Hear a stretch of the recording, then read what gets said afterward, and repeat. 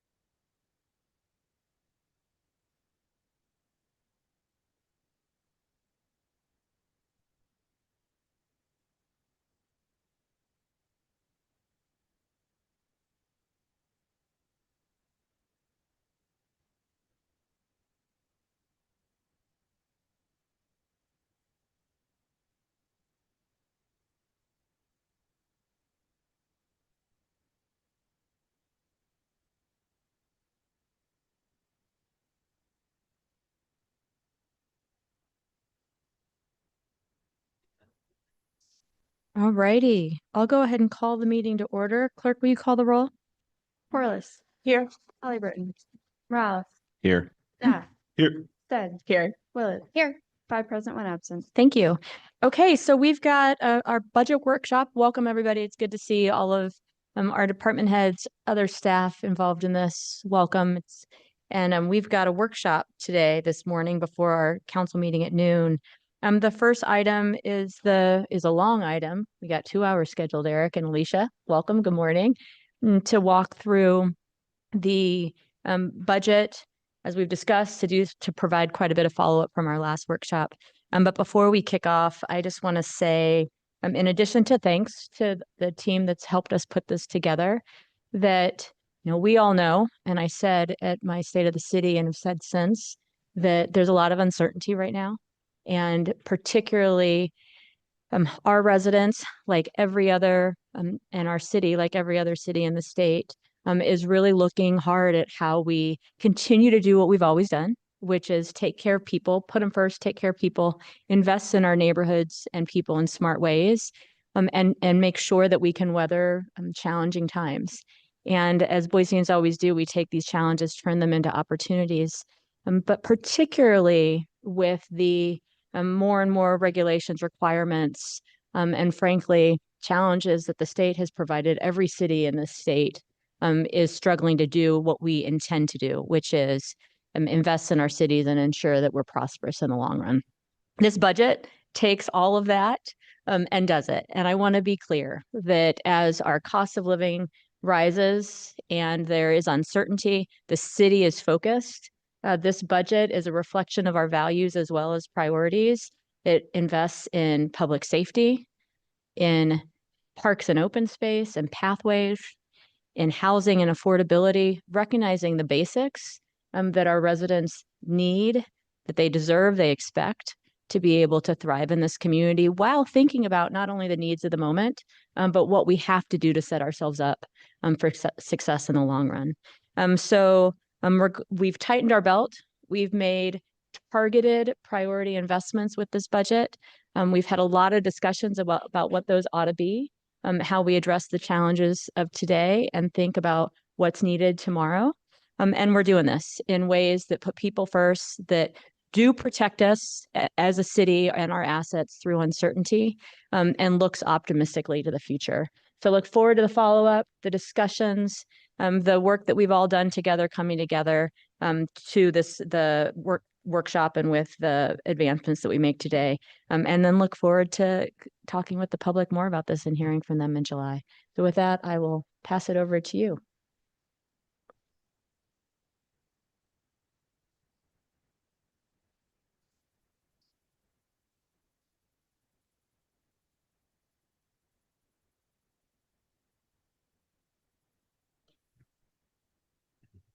Thank you very much. Good morning, Madam Mayor, members of the council.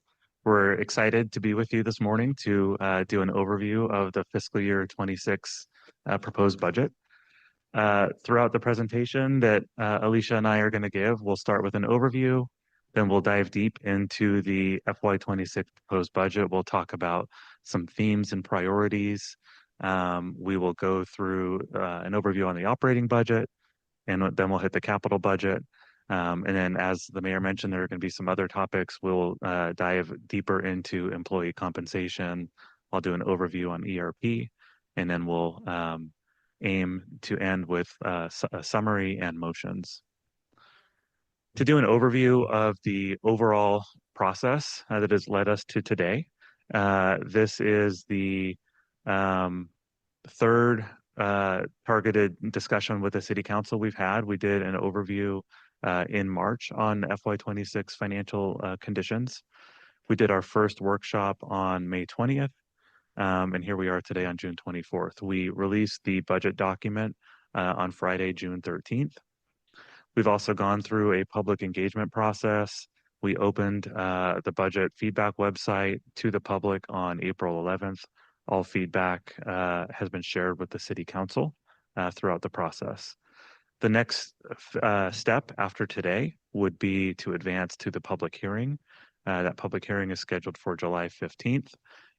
Subsequent to that, we would move into the budget adoption phase. I'll jump into some themes and strategies associated with this budget.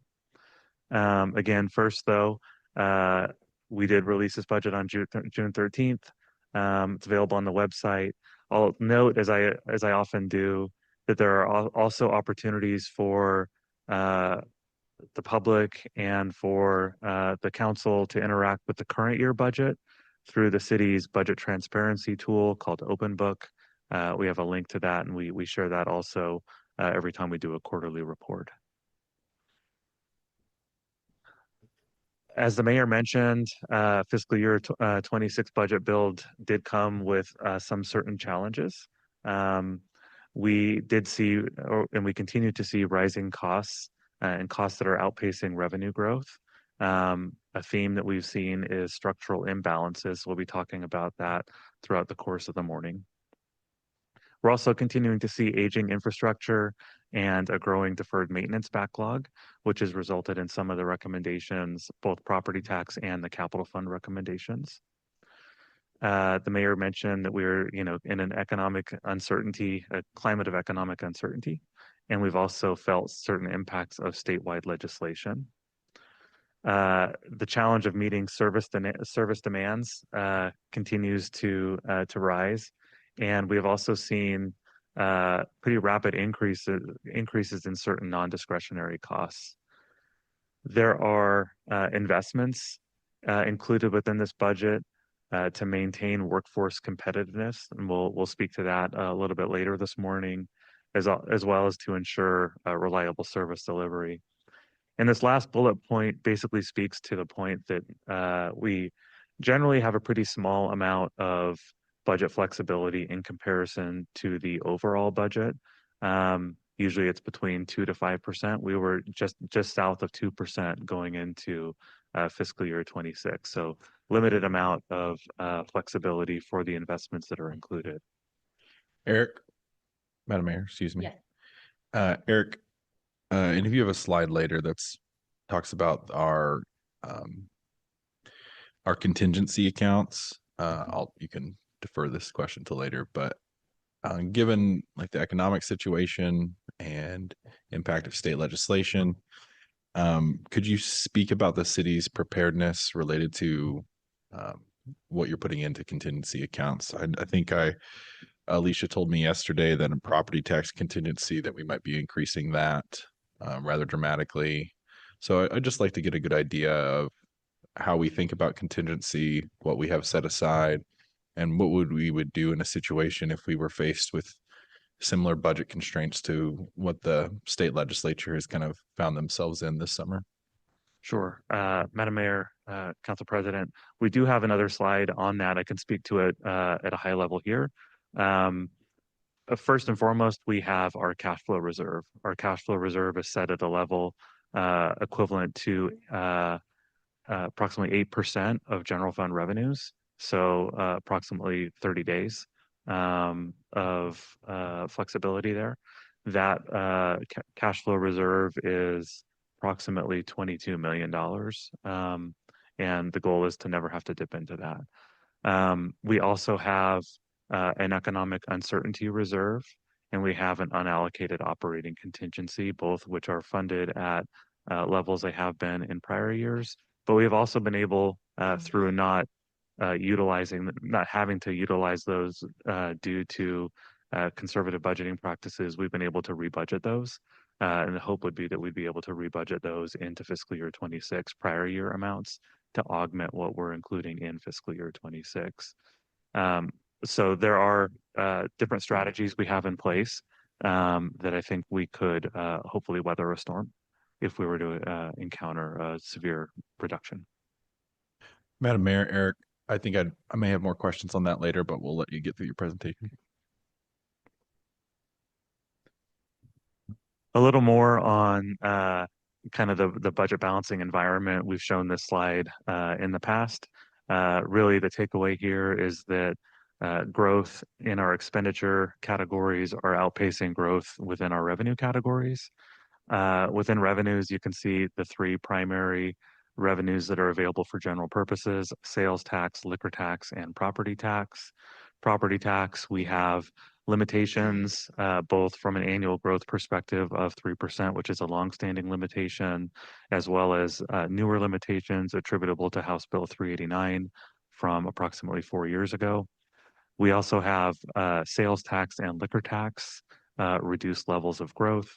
We are seeing within liquor tax reduced consumption levels, which is actually resulting in year-over-year reductions in how much we're collecting. And then within sales tax, we have been bound at a 1% growth limit with some certain restrictions on that as well. There are years where we might see a higher growth, but for forecasting purposes, we're expecting a 1% growth in fiscal year 26.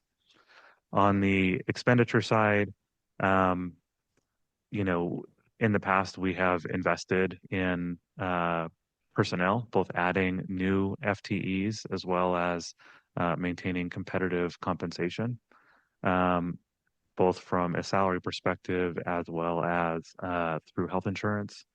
There are certain other categories, non-personnel related, things like our capital contributions, insurance, PERSI, and software that have been growing at a higher rate.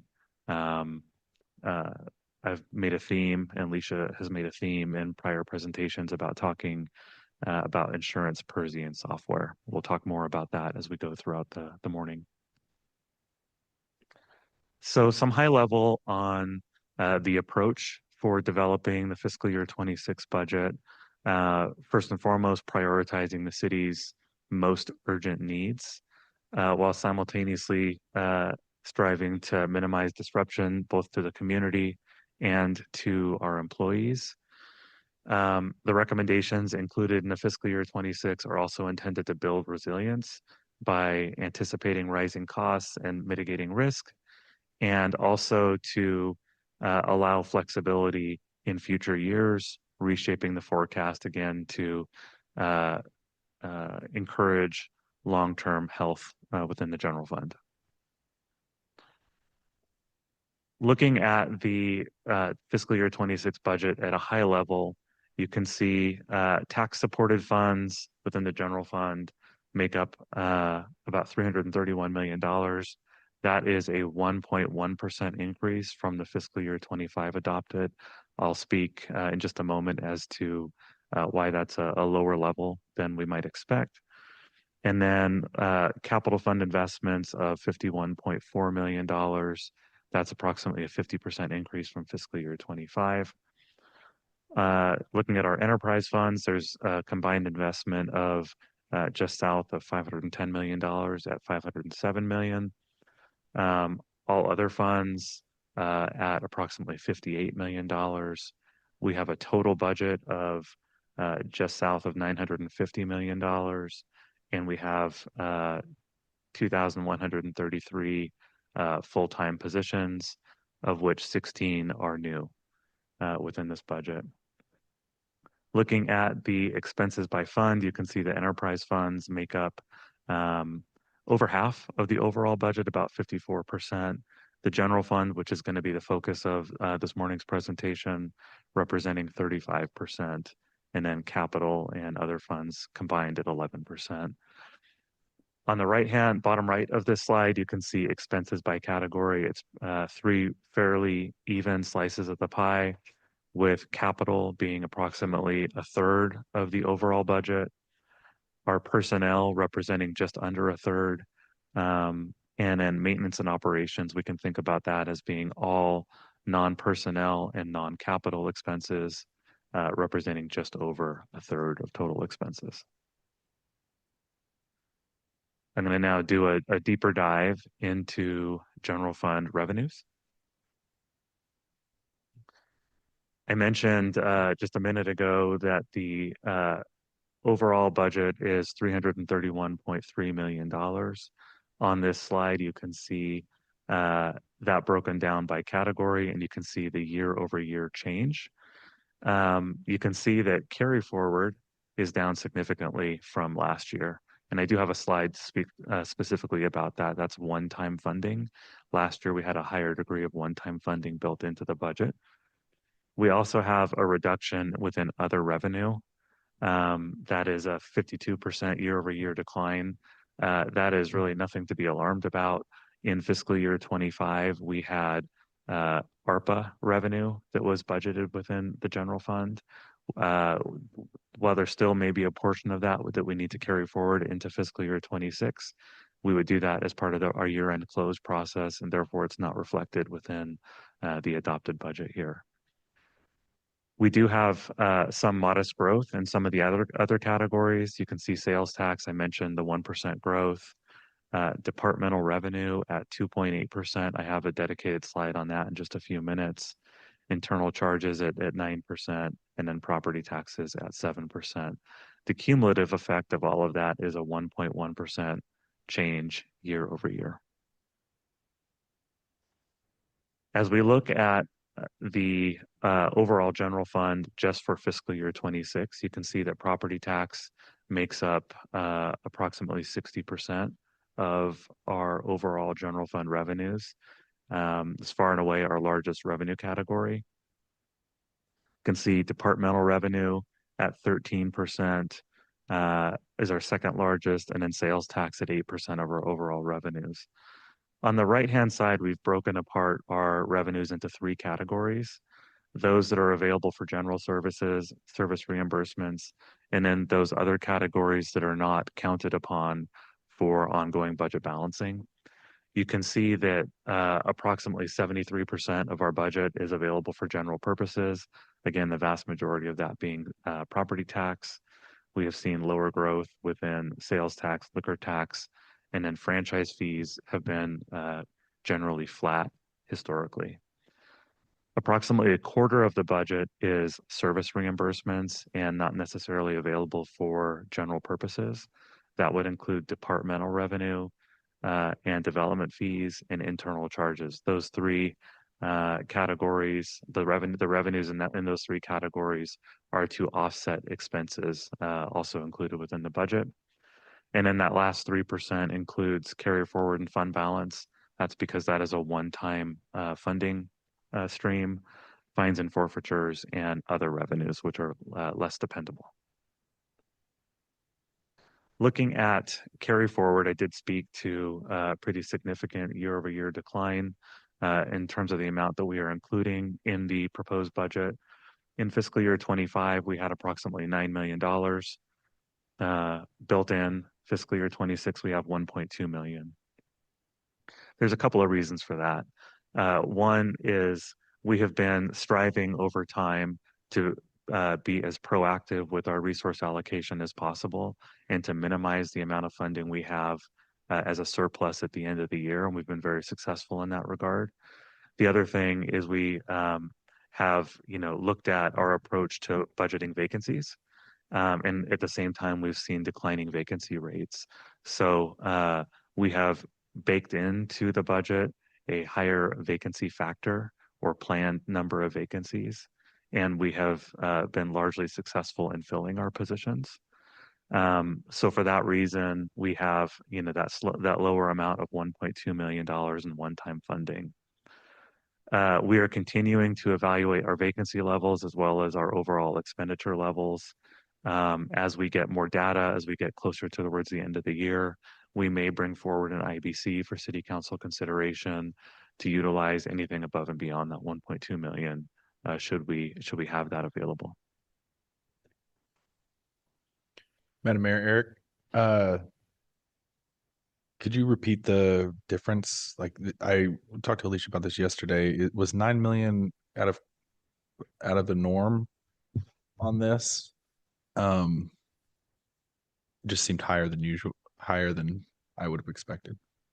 Madam Mayor, Council Member, the 9 million was actually less, quite a bit less than it was fiscal years 22 and 23. In those years, we were approximating 15 to 18 million dollars in carry forward revenue. So we built that as part of the budget, and that enabled certain one-time investments that we included as part of those budget cycles. The 9 million was certainly quite a bit higher than the 1 million we have included in this budget, but did represent an improvement compared to several years prior to that. Madam Mayor, just a quick follow-up on that, Eric. With this 1.2 million, does this include any grant funding that needs to be carried over in any levels that will be expended in fiscal 26, or is this strictly looking at some vacancy levels? Yeah, Madam Mayor, Council Member, this does not include any carryover of grants. Any funding that we need to carry over from fiscal year 25 into 26 would come forward as a separate recommendation in December of this year. Okay. I'm going to jump into property taxes a little bit. There are really three ways that year-over-year receipts and property taxes can increase. We can take up to a 3% increase on the base. We generally like to think of that base increase as the primary mechanism for supporting increased costs associated with existing services.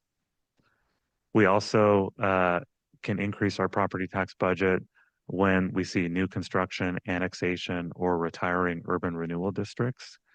We like to think of that as being our primary mechanism for supporting new costs associated with growth. And then the third way is to recapture foregone property taxes from prior years. So if in any year we take less than 3%, we can go back in a subsequent year and recapture that revenue as part of the annual budget cycle. Madam Mayor, Eric, on the new construction, when we have new tax rolls from subdivisions, apartments, are we capturing the actual cost of those that are anticipated to come online the next fiscal year? Or are we looking at a percentage? Madam Mayor, Council Member, we are capturing what has actually gone onto the tax rolls in the prior calendar year. So in this case, we're looking at anything that went onto the tax rolls January 1st of 2024 through December 31st, 2024, because there's a 1-year look back on this. And then we're able to capture 90% of the taxable value associated with that due to House Bill 389.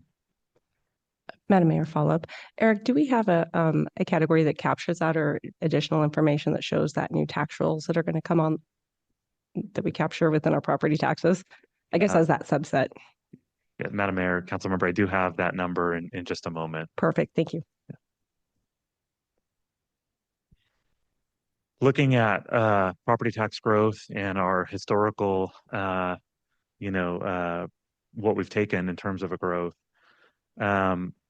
Looking from fiscal years 16 to 20, we took consistently 3% each year. Fiscal years 21 through 25, primarily attributable to two things, both the pandemic as well as rapid escalation in property taxes for the individual property owners. There was relief that was granted by the city council. We took approximately 76% of what was allowable. Within those years, the annual base savings leading up into fiscal year 26 was $5.7 million. Cumulative savings over the multiple years was $30 million. I did mention that there is some state law changes reducing growth-related revenue. Our new construction value is limited to 90%. Also, expiring URDs limited to 90% or 80% for those that were established after December 31st, 2026. The annual base impact of that House Bill 389 on new construction revenue was approximately $1.7 million base. For fiscal year 26, the property tax recommendations included in this budget are taking the 3% allowable increase, which translates to $5.7 million ongoing, taking the 1% allowable foregone amount to address urgent needs, and I'll speak to those in just a moment. That yields approximately $2 million for the general fund on an ongoing basis. Taking the maximum allowable amount of new construction, that is $6.4 million, and we can break that into two categories. $1.8 million for new construction and annexation. Councilmember Corliss, I think that might be the number you're looking for. Again, that's 90% of what it otherwise would have been. Had it not been for House Bill 389, there would have been an additional $201,000 included in the fiscal year 26 budget. And then $4.6 million from the sunset of the River Myrtle Old Boise Urban Renewal District. This is one of those districts that we can capture 90% of the taxable value. Had it been the full 100%, the fiscal year 26 budget would be $514,000 higher than it otherwise would have been. We did look to calculate the savings from that $514,000 as well as the $201,000 on a per property basis, and it was pennies. It was under a nickel per home. We also have included as part of this budget the continuation of the property tax rebate program. This rebate program in fiscal year 25 allowed for rebates for licensed in-home childcare providers. Due to state legislation, that provision is no longer included. However, the relief for qualifying homeowners participating in the state's property tax reduction program remains.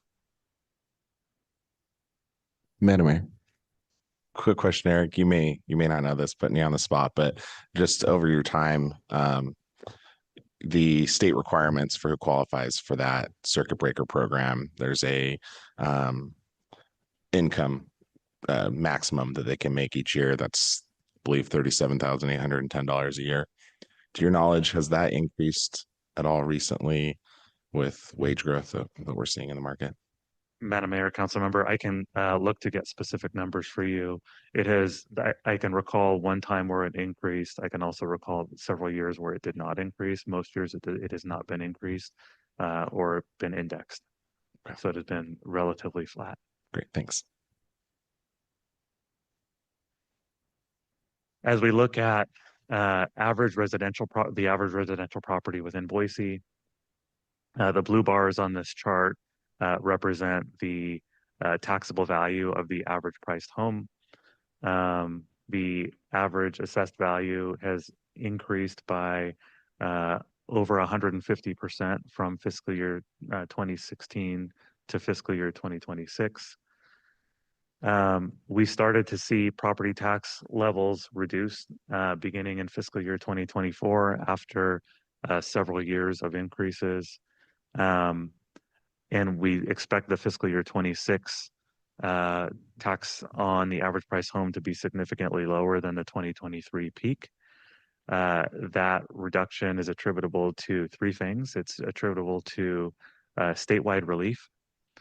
It's also attributable to assessment trends. Last year, we saw a temporary reversal in burden shift from residential back to commercial. We saw that shift get reversed again as part of this year's budget, or as part of this year's figures we got from the county. And then also lower than allowable city increases on property taxes. We expect to see taxes on the average priced home be nearly 20% below the fiscal year 2023 peak in fiscal year 2026. There's a lot on this slide. I'll try and hit it at a high level. Again, we're looking at the average home in Boise, and we're talking about burden shift and tax growth over time. The chart shows multiple things. The gray columns, or the gray portion of the column, represents kind of a baseline. So the average home in fiscal year 2013 would have been paying $661 in property taxes. The green portion, and that green portion increases in each year, represents what that same home would have paid in property taxes if property taxes tracked with the city council's annual decision to increase taxes by up to 3%. The salmon portion represents what was actually due by that home or due for that home.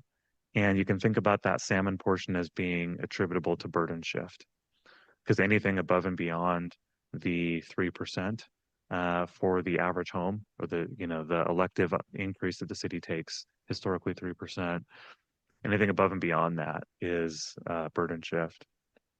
And then the part that's you can see it in 4 years there, fiscal year 21, as well as 24 through 26, with kind of that crosshatch at the top of the column, represents property tax relief provided by the state. The red line that goes across the chart represents where property taxes would be if property taxes kept up with CPI, or if they tracked with CPI or any common inflationary measure. So if you look at fiscal year 26, you can see that red line being right at the top of the green portion of that stacked column. And what that tells us is that the city's increase, if not for burden shift, would be right along with what CPI would yield from a property tax calculation. Property taxes are higher by that amount in the solid salmon amount due to burden shift, but we have seen that burden shift amount decline.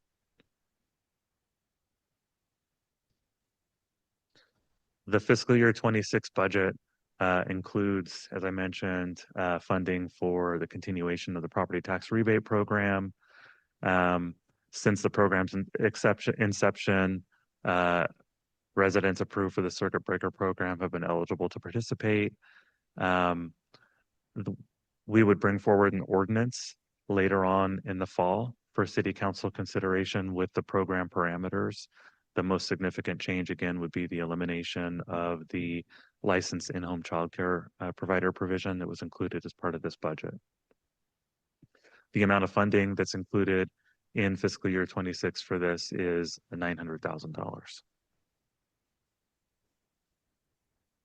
I mentioned that the fiscal year 26 budget includes the use of foregone.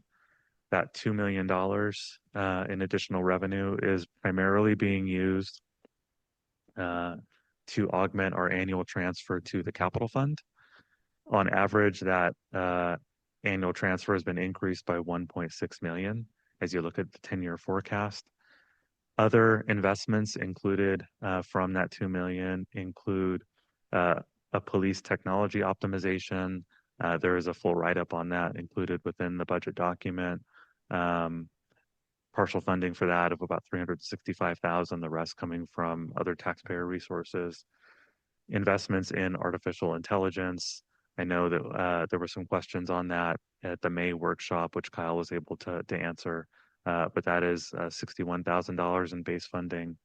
And then an annual increase for Valley Regional Transit necessary to keep up with the city council's commitment of 5% of property taxes being dedicated to VRT. I'll note, however, that the fiscal year 26 investment for VRT is just south of that 5% due to VRT related needs in fiscal year 26. Looking at departmental revenue, the estimate for fiscal year 26 is just south of $41 million. That represents a 2.8% or $1.2 million year-over-year increase. One of the significant drivers of that increase is Parks and Recreation revenue, where we've seen increases to reflect higher activity levels, as well as increased fees to keep up with costs. The fee schedule for all of the city's fees, which primarily make up departmental revenue, are included within the budget document. I'll note again that department revenues are primarily reimbursement based and not available for general use. They offset costs which are already budgeted. We continue to have funding for a scholarship program within Parks and Recreation. We evaluate that funding on an annual basis and would always work to increase it if the need necessitated such. That's the end of the overview on general fund revenues. I'd be happy to stand for any questions on that before I hand it over to Alicia on expenses. Madam Mayor. Thanks, Eric. Yes. Yeah, Eric, thank you. On the department revenues, that 40.8 million, mentioned that that's normally doesn't go into the general fund. It goes to the departments. Is it to offset the cost for those programs? Does it stay with the departments? Yeah, Madam Mayor, Council Member, it actually is reflected within the general fund, but it is to offset, to your point, the expenses that are within the departments. So we account for it within the general fund, but it offsets the costs of departments that are also included within the general fund. Does it necessarily equal back to those departments? For example, I understand it goes back to the general funds, and then, for example, if golf is at 15%, does that 15% in the general funds, does it go back to those programs, or could it be used in different areas? Madam Mayor, Council Member, the revenue is what enables the expenses. So for certain categories, golf and Idaho Ice World, we do segregate those revenues and make them available specifically for that purpose, if there is any overage on a year-over-year basis. In all of the other categories, it is housed within the general fund. The departments they don't necessarily get to use that. It is, again, the enabling mechanism to allow for the expenses.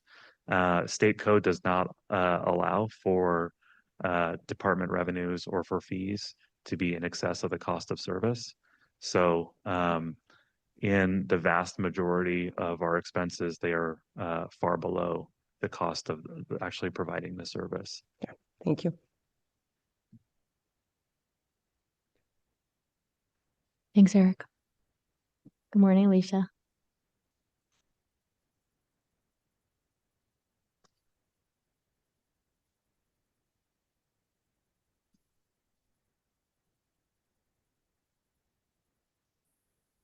Good morning, Mayor, members of council. I will be covering the general fund expenditures, fees, and the capital budget. So to begin, we'll just take a look at the 10-year expenditure trends. So over the past 10 years, Boise has experienced steady growth in expenditures in the general fund, as you can see here. This is a reflection of both population growth and the city's commitment to providing quality services and infrastructure. As you can see, most of the spending has been anchored in people, and that's in the blue. Those are personnel costs. And in the green, that represents maintenance and operations, or M&O. And then very small is just a sliver in the general fund. That's capital and equipment, because most of our capital spending occurs in our capital fund. So overall, looking at our the past decade, about 66% of the spending has been in personnel and about 33% in maintenance and operations. So looking back at 2015, general fund spending was $194 million. Looking today at our proposed budget for FY26, it is $331 million. So about a 70% growth over this 10-year period. But again, that's comparing actuals to proposed budget. So breaking down the city's $331.3 million proposed budget, this is the pie here of how that spending shakes out. We have 71% for personnel. So that's paying for our firefighters, our police officers, code enforcement officers, librarians, parks and rec staff, and planners. 19% for maintenance and operations and major equipment. And then we have 7% for transfers. So that's where we have our nearly $21 million that will be going to capital. And then we have 3% for our Valley Regional Transit, and then very small percentage for contingencies. So zooming in on the largest piece of our general fund spending, personnel, you can see where the $234 million of spending goes. So the largest share of personnel is salaries for full-time and part-time staff. And this is driven by our public safety labor contracts, as well as our general employees. And here we are also assuming our compensation assumptions of 2.6% increase for general employees that we mentioned at the previous budget workshop.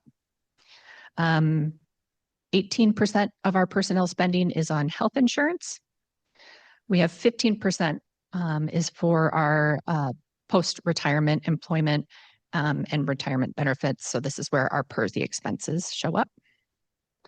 And then smaller slices of the pie, 3% for overtime. We have temp and rec wages for our seasonal employees, and then the one-time compensation makes up 1%. And this is the performance pay that about $700,000 we mentioned previously of one-time performance pay for our general employees.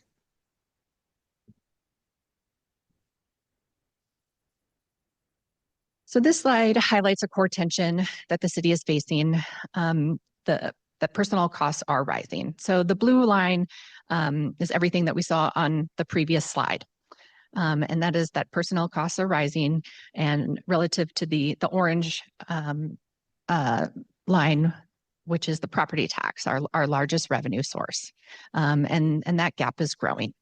So in FY 2020, personnel costs exceeded property tax revenue by 2.3%. And then by 2025, this gap has grown to 17.7%. And that's driven by a number of factors like FTE growth and rising personnel costs. And this delta is compounding over time. And as we've discussed, without additional revenue sources or cost reduction, it is an unsustainable situation in the long term. So just to highlight that the personnel compound annual growth rate is 5.74%, and the property tax compound annual growth rate is 4.39%.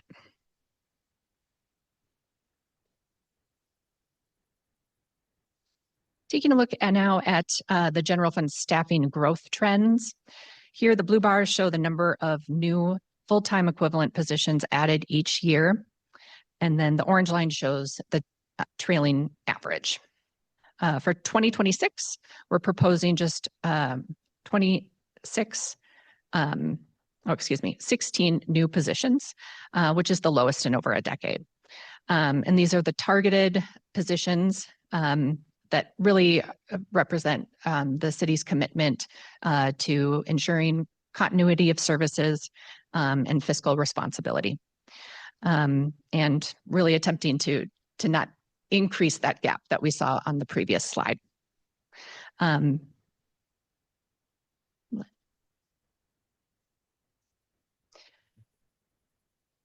Looking at general fund expenditures by department,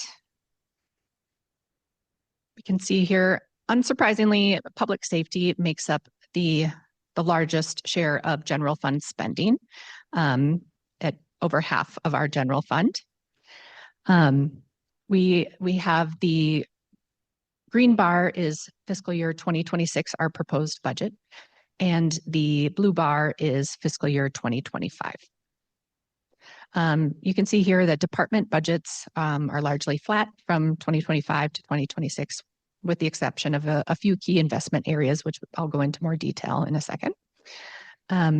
Just a couple of highlights here. We have, just going down our departments, we have contractual services, which includes our Valley Regional Transit contribution. It also includes Idaho Humane Society contract for animal control. It also includes our opioid funding for the city, that we have a contract with the Allenbaugh House for about $318,000. And then our support departments includes finance, HR, IT, the Office of Organizational Effectiveness, and legal.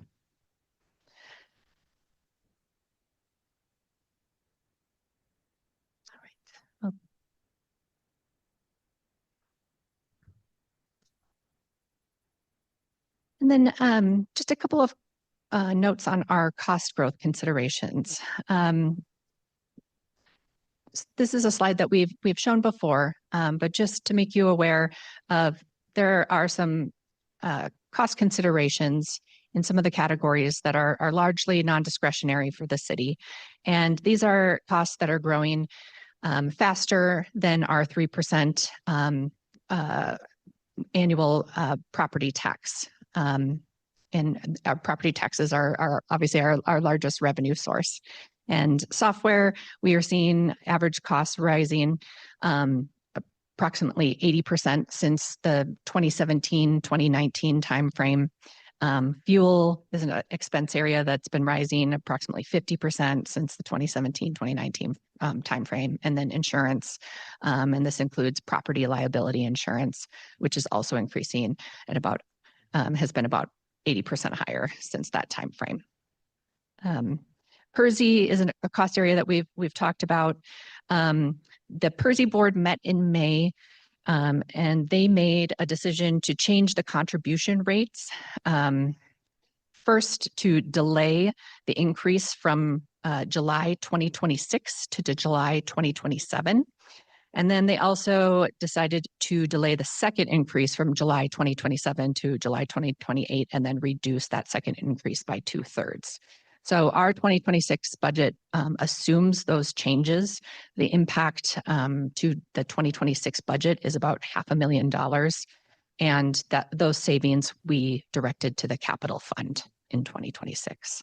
We are still assuming in our long-term forecast the rate increases, and the long-term implications are about $6.5 million over the 2025 budget by 2029.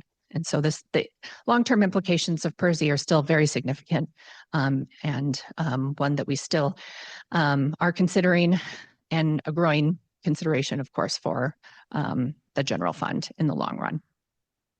Another consideration is the capital fund, and that's one we'll talk more about.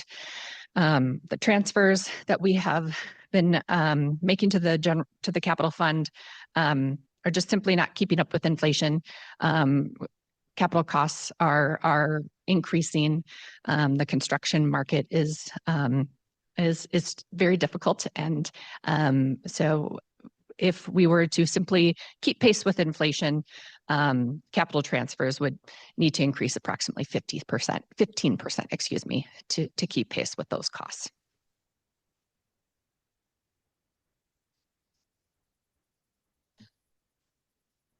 So now I'll speak to some of the specific general fund changes included in the FY26 budget. The budget includes as I said, 16 new positions. It includes 6 new police officer positions. A majority of these positions are forecasted to be offset with the CLA savings. It includes 4 ERP system support positions, which Eric will speak to in more detail later in the presentation. It also includes 2 forestry positions, an arborist and program specialist to inspect and implement proactive tree maintenance programming. Includes a new treasury management position to actively manage the city's cash flow forecasting, and the cost of this position will be offset with increased interest earnings. It also includes 2 new park maintenance positions to support the additional downtown property as a result of the expiring URD, the River Myrtle URD district. And then it also includes a new city clerk position, a records management position to support the record center at Overland Road, and additional staff capacity to support record management projects resulting from service growth. The budget also includes shifting 2 existing positions from federal housing funds to the general fund. Some other general fund changes include a $2.2 million transfer one time to the capital fund to address pressing major repairs and maintenance needs. It also includes $225,000 for facility safety assessments. This is really to understand the facility needs across the city, and this helps prioritize the MRM needs. It will also enable the city to contract with service providers to conduct arc flash studies and apply warning labels to electrical panels. Funding also is provided for public works to update policy manuals to align with updated zoning code of this is $200,000. The budget also includes $130,000 for a street light master plan and utility study. This will allow the city to establish standards for streetlights. It'll allow the city also to evaluate the feasibility of a potential streetlight fee to pay for streetlight replacement and maintenance ongoing. Right now, the general fund allocation for streetlight replacement is not sufficient for the 10,000 streetlights within the city. Small other changes of $35,000 include library software for the new bound crossing library sorter, which is included in our capital budget, and an increase to the annual access JPA within the fire department, and this is for emergency response medical training.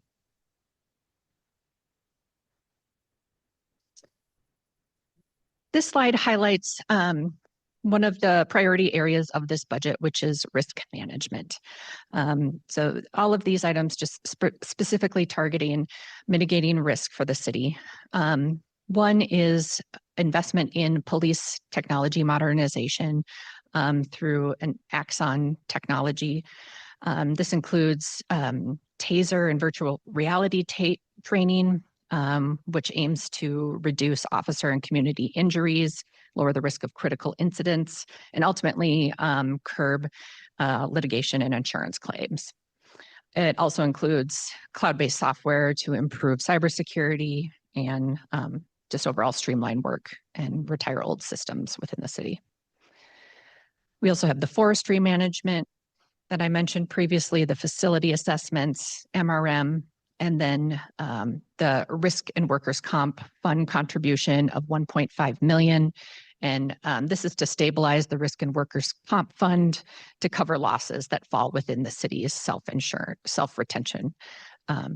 retention rate.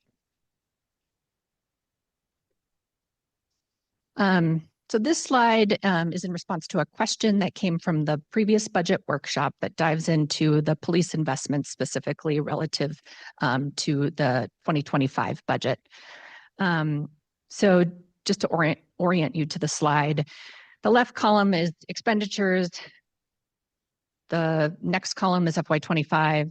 The following column is FY26, and then we have the change. So the base operating for FY25 is 98.8 million.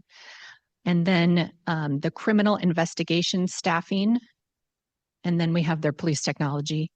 So FY26 base operating is increasing by 1.1 million, which is consistent with the city's overall spending increase. Criminal investigation staffing increases by 1.2 million. And then police technology optimization increases their budget by 0.3% for an overall increase of 2.6% relative to fiscal year 2025. And then the bottom portion of the slide shows the specific positions that are being added. And these positions really address the critical investigative needs within the specific units within the department to help strengthen investigative needs within PD.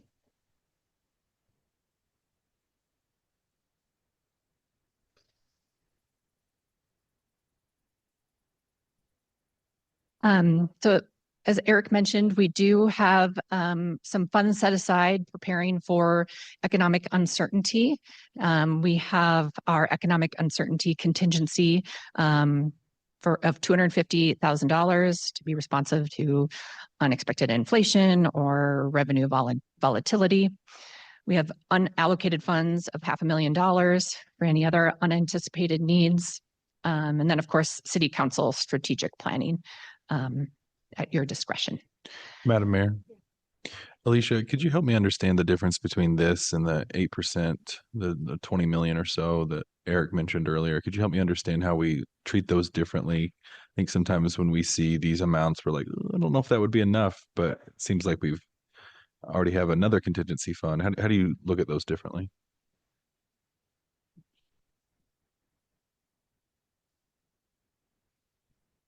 Madam Mayor, council member, the contingencies on the left-hand side are for maybe smaller items that might come up, standard course of business, or smaller types of revenue reductions or expenditure increases, or unanticipated needs. The cash flow reserve is really our principal mechanism for supporting large economic swings. So if we were to see, sales tax, for instance, go down by a third, multiple $1 million loss, we would look to the cash flow reserve. So that's our larger kind of savings account for unanticipated needs. The contingencies on the left are for smaller type items. Thank you. Madam Mayor, one quick follow-up on that. For the Economic Uncertainty Fund, do we have a fund there today for that, or is this a new fund? Madam Mayor, Councilmember Corliss, we have been allocating funding for that purpose for the last, I want to say, 3 years. When inflation really took off in 2022, we started allocating funding for that. Fortunately, we have not had to employ that. But as we saw earlier when we were looking at the carry forward, our margins are getting smaller and smaller. So having some mechanism to support unanticipated costs, I think, remains important.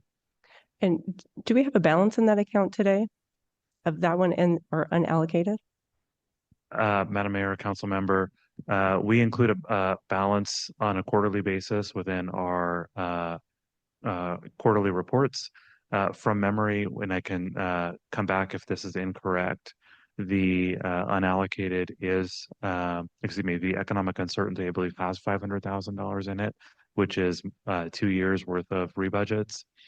And in the unallocated amount, I don't have that at the tip of my tongue, but it is outlined within our quarterly report, the one that I think Alicia presented 2 weeks ago.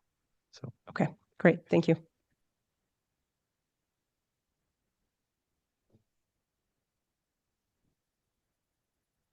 And then on the right-hand side of the slide is our cash flow reserve.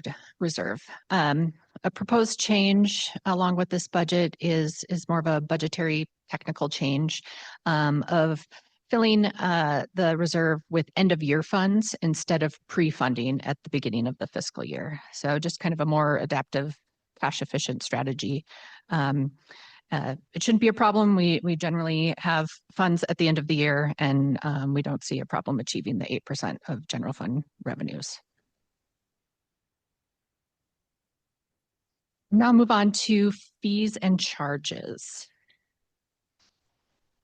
So the city charges a wide variety of fees for services, for business licenses and permits, building permits, park user fees, sports activities, camps, all kinds of different activities and zoo entry, garbage, recycling, kind of you name it.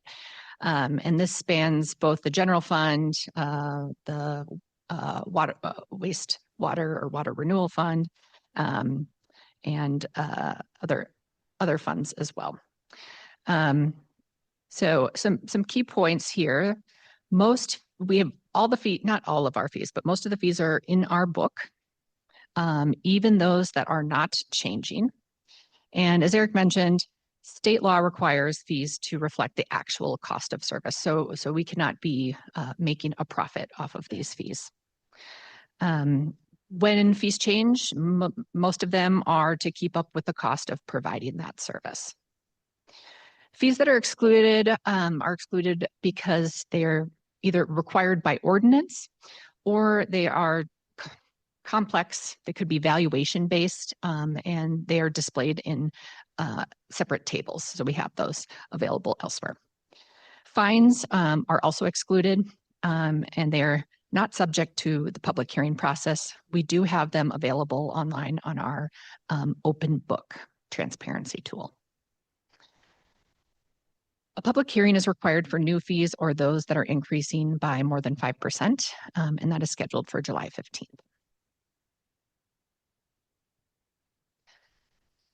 So we have a summary of the proposed fee changes on this slide.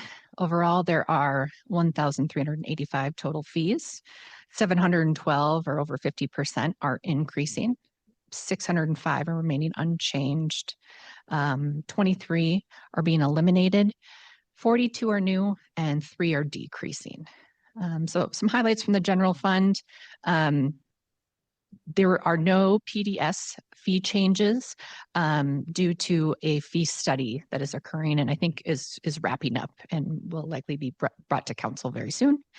And a reminder that even if fees are increasing, scholarship funding is available for parks and rec programs to maintain the affordability component. Looking at other funds, the Water Renewal Fund is proposing a 9.9% increase for fees. The Solid Waste Fund is proposing a 9% increase to residential fees, 4% for commercial, and 3% for industrial recycling. Impact fee increase is proposed at 1.6%. And this was approved by the DFAC in the spring. And this requires a separate public hearing on July 15th.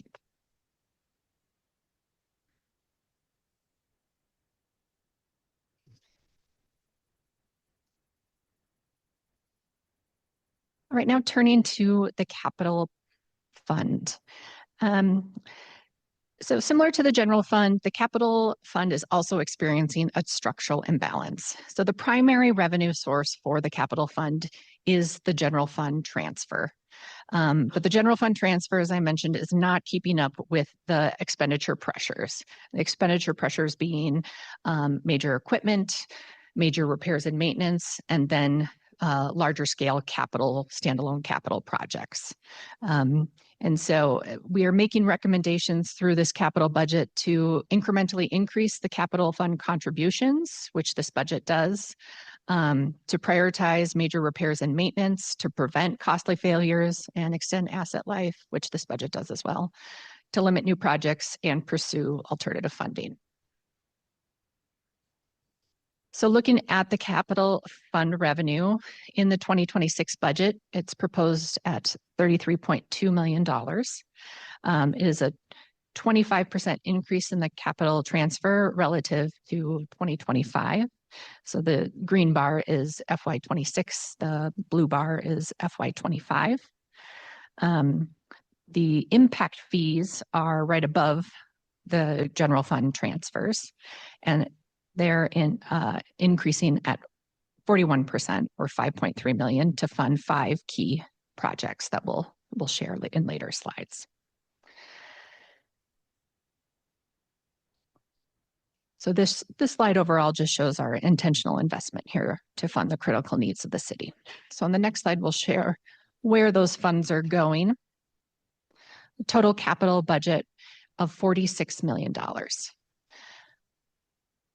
57% of the capital budget is for standalone capital projects, or 26.4 million. We have MRM at 22%, 15% for major equipment, and then a smaller share for major equipment, other equipment at 6%. So 10.1 million for major repairs. This is more than double the 10-year annual average. So a significant investment, really focusing on our one of the strategies of this budget of repair and maintenance and investing in the city's existing assets. One note, this budget does use funding from the facility reserve to fund the projects that we'll explain in the upcoming slides.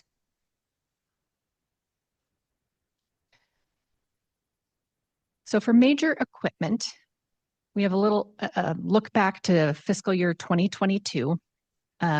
Comparing here, the blue is all major equipment, and then the green is public safety. So overall, public safety really drives our major equipment spending. So think police vehicles, fire engines. In FY 2026, the reason there is a big spike is because we are replacing 2 fire engines. So there will be 31 police vehicles and 2 fire engines replaced in 2026.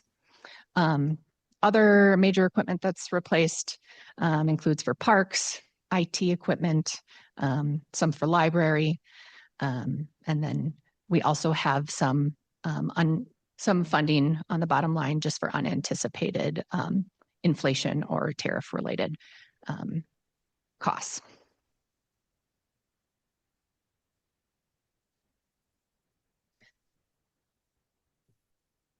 As I mentioned, a primary focus of the FY26 capital budget is MRM. So with 10.1 million proposed, this again reflects our risk mitigation strategy. MRM has increased 13% annually, and this really reflects aging infrastructure and more assets in the city and inflation. The cost of repairing aging infrastructure is increasing. So here, just to orient you to the slide, we have bars for fiscal years 2022 budgeted through fiscal year 2026 proposed, and the blue represents parks. Then we have green for library, orange for public works, and then we've got that tiny gray arts and history at the top. So 6.3% increase over FY25 overall here for FY26. $5.5 million for parks projects is the highlight here in major repairs and maintenance. And 4.5 million for facility maintenance overall. So why is major repairs and maintenance important? The rule of thumb is $1 invested in deferred maintenance can avoid $4 to $5 in future repair or maintenance costs. So this is really preventing deterioration in the future. This is helping us reduce service disruptions and liability risks, and it extends the useful life. So investing now really prevents more expensive costs in the future. And improves the energy efficiency of our assets as well.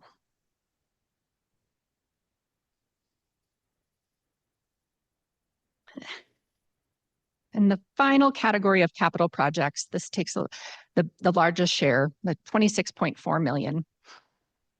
Some of the highlights here, we have Whitney Pool, the Alta Harris Green Up, which also is funded by impact fees, the Boise Depot at $3 million. And then we have both in FY26 and FY27 funding for A Street. We also have funding for Liberty Park, $2 million in FY26 for ERP. We have funding throughout several years in the 5-year capital plan for the annex garage, and then also funding for Spalding Ranch. Madam Mayor, while Alicia takes a breath and a drink, I have some questions on the capital projects for parks. So maybe Doug, you might have to come up here. You know, we got to get every bit of your knowledge before you retire. I'm curious if we can talk a little bit more about the Greenbelt repairs. Obviously, something that's really important to us as a city is the safety of the Greenbelt. And then if you could talk a little bit about the vision for Spalding Ranch as well. Madam Mayor, Councilmember Willits, yes, address your Greenbelt repair question. So we have identified, we actually have done a thorough analysis this past year, and we've identified all the key points in the Greenbelt where we have our highest need for repairs and maintenance. So we're going to be proposing over the next several years some major repair and maintenance dollars that will start addressing those key larger needs. So for example, this year it's Wood Duck Island where we have some major repairs that need to occur there. So that's the preponderance of that $1.5 million that you see in the budget that will go to that. But I expect, council member, for you all to see over the next several years some investments that we're going to need to make to bring the Greenbelt up. Not only some of the asphalt repairs, but just replacing asphalt with concrete, which is what our standard is right now. And your other question was Spalding Ranch. So that again is, I think as Alicia mentioned, is impact fees. And that is to complete the pathway system within Spalding Ranch. And then the goal is to connect that to the Tuttle Lateral behind Capitol High School as well, which will take us out to Milwaukee Street. And so both of those projects will be occurring starting late this summer through next spring. And Doug, am I right that we picked up the pathway piece in an IBC recently? Or was that a different pathway piece? Madam Mayor, that is the same. The Tuttle Lateral. Right. Yeah. Okay. And Madam Mayor and Doug, Spalding Ranch is impact fees? That's correct. Not general fund. Okay. Thanks. Oh, Madam Mayor, since we have Doug up here, hello.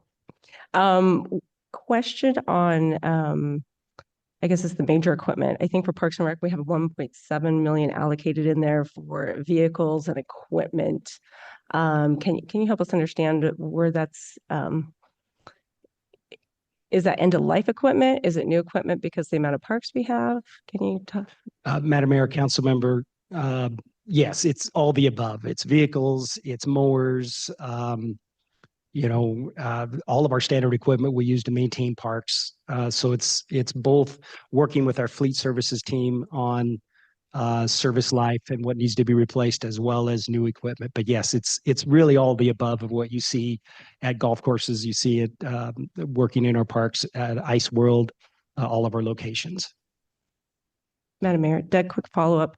For vehicles specifically, like trucks and cars, so not the mowers and other items, does Parks have a pool within their own department that they use for those vehicles? And also, do they pool those with other departments within the city?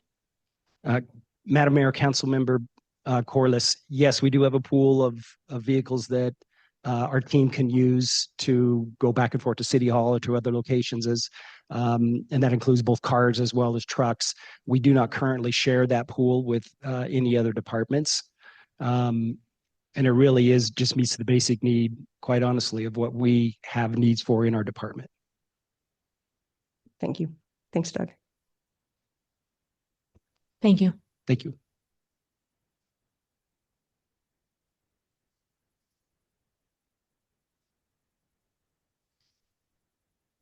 So on this slide, the goal here is to convey to you that over time, our general fund transfers are really just meeting the needs of the major repairs and maintenance, major equipment, and the other kind of ongoing recurring costs of the capital fund. That also includes pathways and the neighborhood investment program.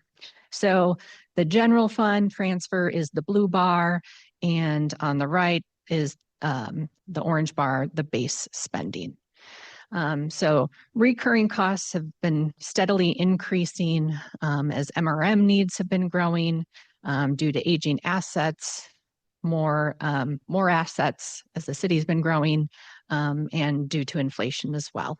So although our general fund transfers have been increasing, it's just not enough to keep up. So overall, the general fund is really consuming, or those ongoing costs are consuming the general fund expenditures.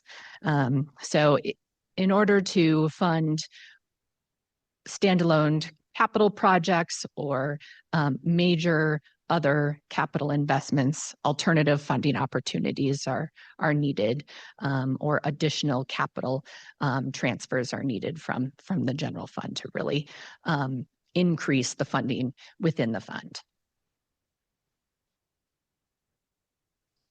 Looking back at the 10-year capital fund spending, just to get a sense of over the past decade, where has money gone? We've spent nearly $400 million, and it's been allocated throughout the departments. As you can see here, majority has gone to parks, and then public safety. So about 33% to parks and about a quarter to public safety. This is not all general fund. It also includes impact fees for parks, fire, and police. The orange represents CIP or capital improvement projects. The blue is MRM, and then the green is equipment replacement. Madam Mayor. Alicia, so would housing be in the PDS? Yes, Okay. I was just going to say, so PDS includes housing, and of the 44.8 million, 24 million is housing funding. Thank you. So overall, looking over the 10-year period, about 20% of it represents the maintenance and repairs and MEQ activities.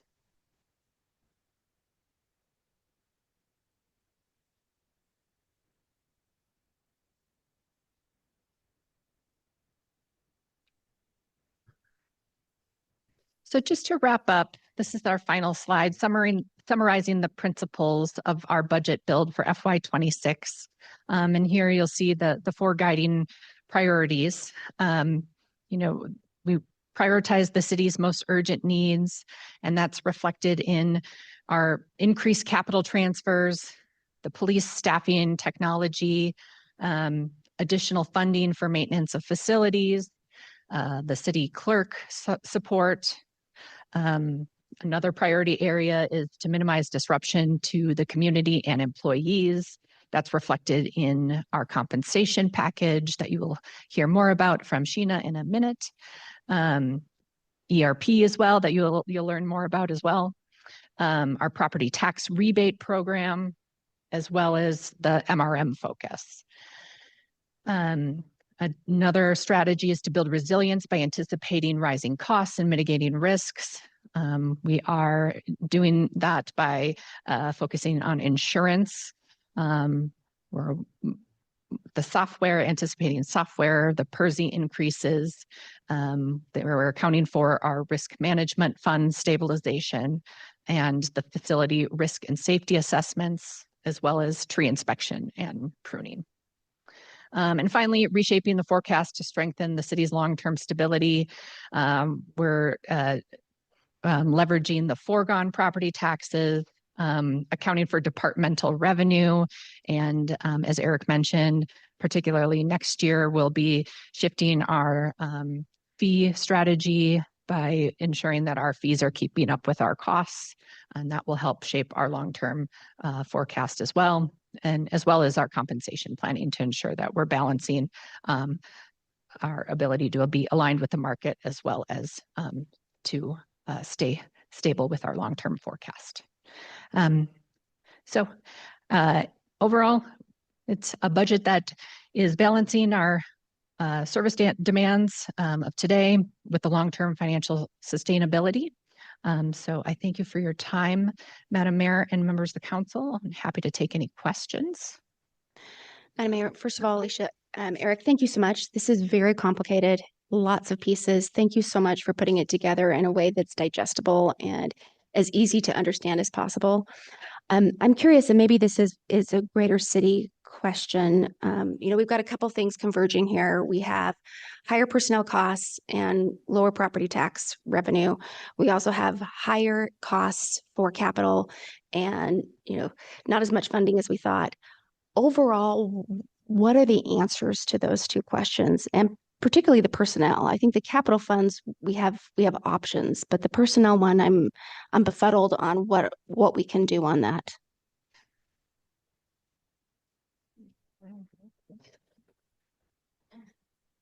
Rock, paper, scissors.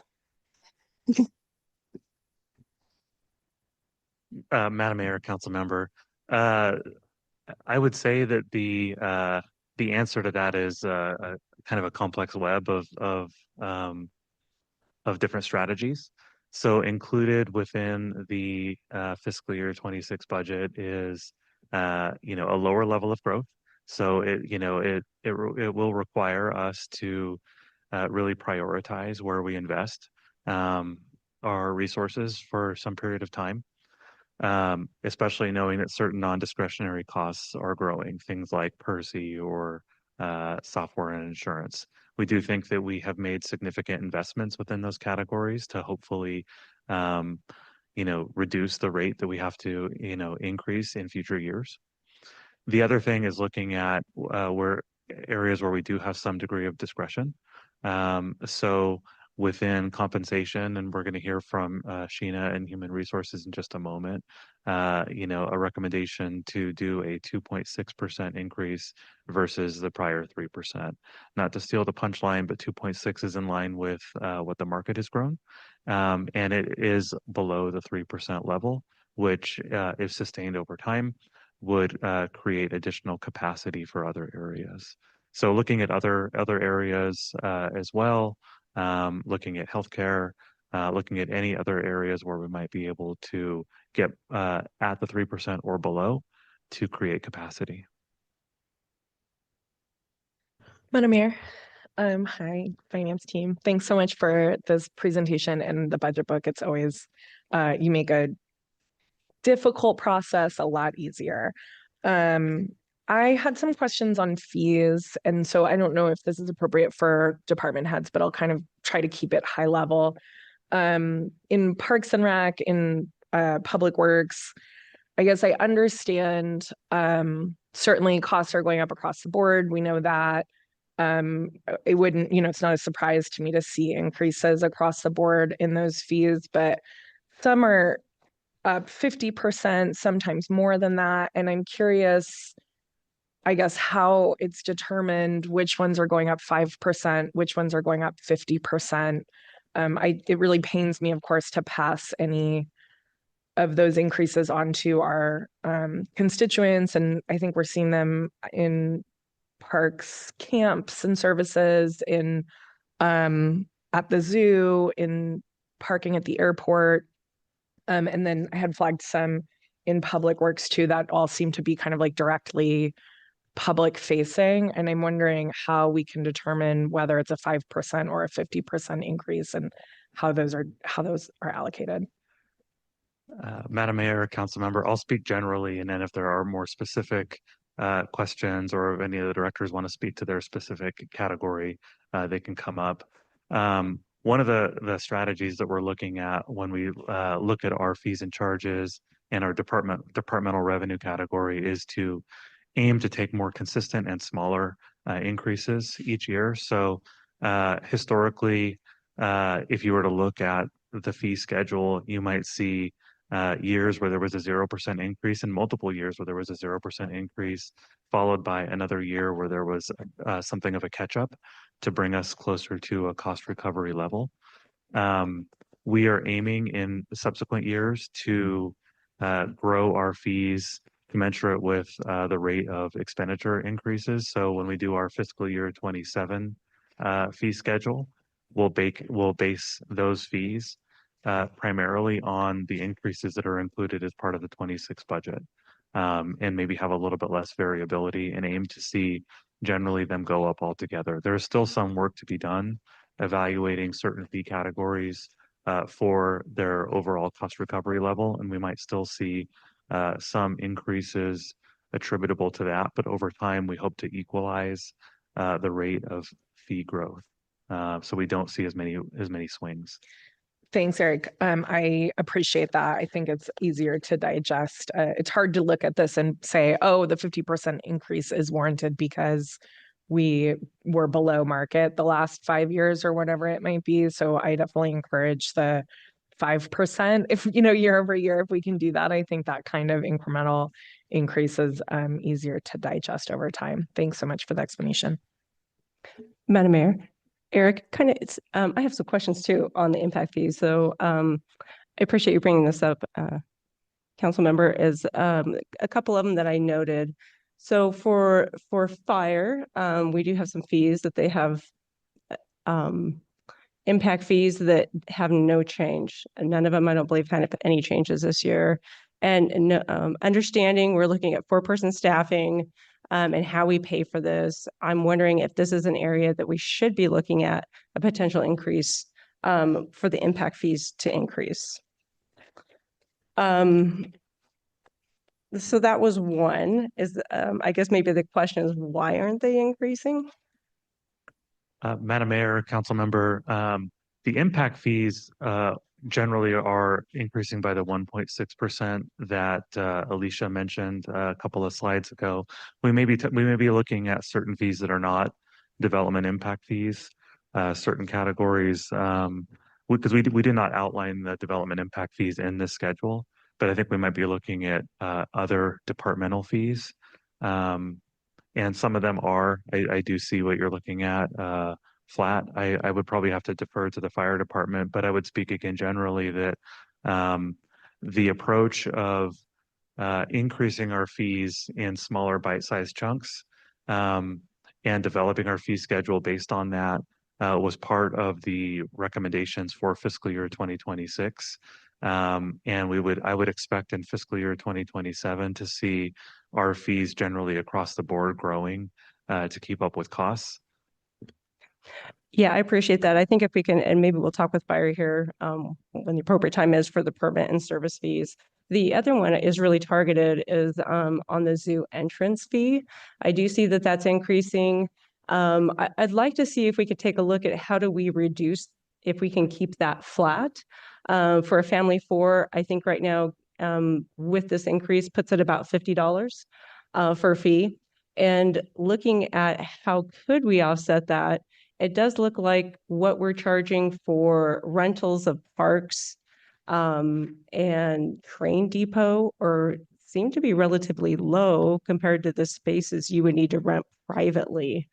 And I think that is an area we could look at an additional increase when we're looking at the rental fees that are being charged for parks and the train depot space to help offset and keep flat the cost for zoo entrance.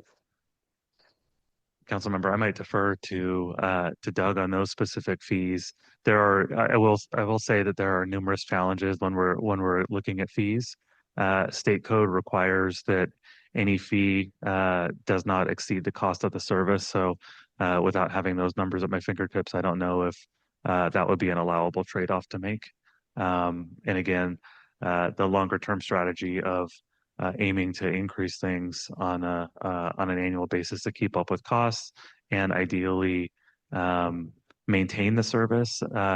Increasing fees generally is maybe a difficult thing to do, but it's also an important mechanism for the continuity of certain services that are provided. Yeah, So- and I'll say that in while Doug's coming up too, kind of in more plain language, like we aren't allowed to charge market rate. So yes, it's so much more expensive to have a wedding at another facility, but it doesn't cost us what other facilities charge, so we can't charge that rate. Like the state doesn't allow us to make money off of rental facilities, like rental fees and other things, to then move to other parts of our budget. Yeah, Madam Mayor, thank you. I appreciate that. And understanding we can't charge market rate, it just, we seem significantly below. And I know we're not looking to make a profit. We're looking to offset the cost of providing the service or the facility out to the public. And again, just look like one potential place. Yeah, Madam Mayor, Councilmember Corliss, first and foremost, we do a market analysis on all our fees and charges every year, particularly those where we have competitive types of services. So one of the issues that Councilmember Stead brought up was that large increase for a particular camp that we have. We compare that camp to other competitive camps throughout the community and look at, first and foremost, are we competitive with what others are providing in the community? And when we determine that we are, and if we're not, then we do have some of those increases. We try to stay in about the middle of the road of what others are charging in the community. We also have those increased costs in what we're paying our team, what supplies costs are, and all those factors that really drive us to make sure that we're recovering the costs of those particular programs. At the zoo, again, we try to do some incremental increases throughout the year at our different types of admission prices.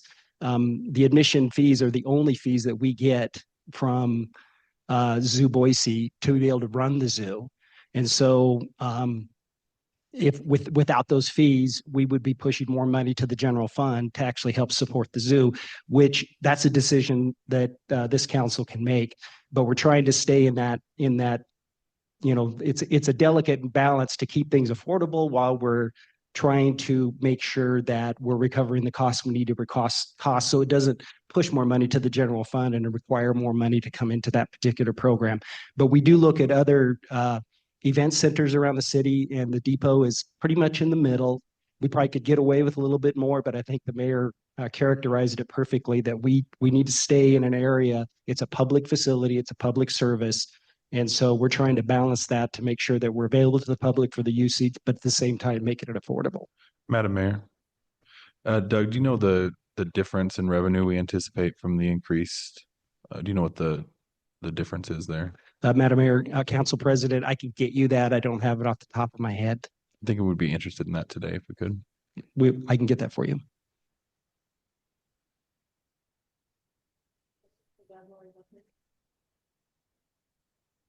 Thanks, Doug. Thank you, Mayor. You have anything? Madam Mayor, sure, I'll go next. I guess I just have one question, and that's about budget feedback from the public. Curious when that closes. It looks like we got our first round, at least in the council member inboxes yesterday, of feedback. We were up to almost 300 responses. There were some duplicates in there, but just curious for the public that want to weigh in on this, how much longer they have.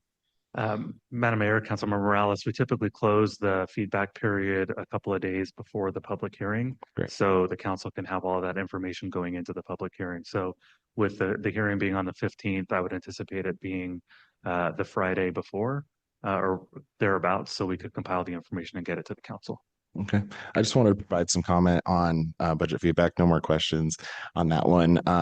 It was really interesting to look through what was shared with us yesterday and see what our residents are really wanting. Some of those things can't be maybe delivered exactly by us or through the budget or with the restraints we have, but it was pretty clear that housing remains one of those. And from a taxpayer or budgetary perspective, that is really expensive, but the prior city councils and our mayor continued to do a lot in that space in terms of providing essentially government subsidized affordable housing. But looking at those restraints, I think a lot of the things that the city continues to do is finding ways to make it easier for market rate housing as well, because the more housing we have, the less competition that we'll need for those units that are economical on Boise budgets. Some of the other things I just wanted to highlight in those themes, public safety was a big one, and in this budget, we are increasing police positions, and looking at just historically where we've been at. Generally, we use a ratio of officers per 1,000 residents. This increase will, based on my math, will put us at about 1.26 officers per 1,000 residents, and that's kind of where we've been the past handful of years, 1.27, 1.25. So it's increasing these keeps us in that area. If we didn't, we would be reducing. The status quo would be 5 new positions this year. So we are this proposal invests more than that. And I think the police technology optimization is really, really exciting, because we're also allowing these officers to do more and more efficiently. And so we're really excited about a lot of stuff that Chief Dennison and the team is doing on that front. And again, a lot of feedback on traffic enforcement, and grateful for the work that is being done. I don't know that it's been reiterated recently, but the work that's been done starting this year to increase pullovers and try to get more folks accountable, whether that's more warnings, more citations, but getting folks to think about the way that we're driving, especially as we are in those dangerous summer months. I also wanted to note the interest in open space pathways. There was a lot of that as well, and we heard a little bit today about the struggles and how expensive these are at a elevated standard that we need to build them at now. And so some of these pathways that we really enjoy today, grateful to have them, but it's hard to create a lot of new ones while we're also trying to replace those with higher quality pathways. And so looking for additional funding in the community to be able to dedicate to things like this are definitely important to our residents. And then I just want to finally just hit on the overall desire to be fiscally responsible. And I think the mayor addressed this well today in how careful this budget is put together. Some folks don't often realize that this has to be a budgeted or a balanced budget. We're required to by law, and so this is a balanced budget, just like it is every year. But it's also looking at that average property tax increase over the past handful of years being less than the full 3% that the city could take. It's important to know that this stuff matters. We know that we have neighbors, family members, friends that are on fixed incomes that will increase by 3%. And so looking at that average homeowner increase of about $62 from taking no increase at all, about $520 a month, it can matter, but it's being put to really good use, and really trying to find those ways that are really critical for our residents to continue to be safe and enjoy and benefit from a lot of the benefits that we get from living in this city and the resources that are provided. So I want to thank everyone that provided that feedback. I think it was important. There were a lot of really good ideas in there too that we'll be following up on, but I want to encourage people to continue to do that, especially those that don't want to come hang out at a really long public hearing budget. We do, I know, especially Lucy. I think Lucy wants Councilmember Wilds here wants a full room, but that's a lot of investment for folks that have a family and a fun summer night to use in Boise. But your feedback is just as important, and honestly, I think even better by submitting it through the feedback process, because we're able to munch on that. And we have a record of that. So I would like to encourage people to continue to use that. Thanks. Madam Mayor. Yeah. I had some questions about impact fees. I don't know if this is an Eric or Travis question, but want to talk about the status of some impact fees that we collect in the county and that county collects in the city. It's my understanding that the county needs our consent to collect their impact fees here. So I wanted to know the status of any proposals from them. Additionally, It's my understanding that we have not renegotiated impact fee rates in Southwest Ada in unincorporated Boise since 2006. So I'd just like some clarification on the status of the impact fees that we collect there, and then also any proposals that the county has sent us. Madam Mayor, Council Member, there has been a request from the county for the city to assess impact fees. There are certainly many considerations associated with that. We, along with other cities within the county, are evaluating the structure of how that would be, the legality of certain elements of collecting impact fees, how city costs could be offset associated with that, the structure for evaluating the capital improvements plan and how that might overlay with our development impact fee committee. So there are numerous considerations associated with that. We have been in regular conversation with other cities in the county as well, and are partnering with them on our response. As far as Madam Mayor, Eric, as far as my second question, it's my understanding that we have not renegotiated the rates of the impact fees in unincorporated Boise since 2006. If I could just get some clarity on that. I see these issues as tied. Happy to work with the county on what they believe their needs are, but if we're going to be making improvements on the edge of town and making infrastructure investments out there, I want to make sure that we are collecting the right amount of impact fees there. And 20 years without renegotiating that seems a little long, in my opinion. So I kind of see these issues as tied, and I just want further clarification if I'm understanding the context of this. If you or Travis could provide that. Madam Mayor, Council Member, I think that's a good assessment, and attaching those two conversations, I think would be very fruitful. Eric, I have a couple questions on our proposed fee changes for solid waste and the water renewal fund. And just to confirm, so for water renewal, we're looking at an increase this year of 9.9%. Is that the rate? Madam Mayor, Councilmember Corliss, that is correct. Okay.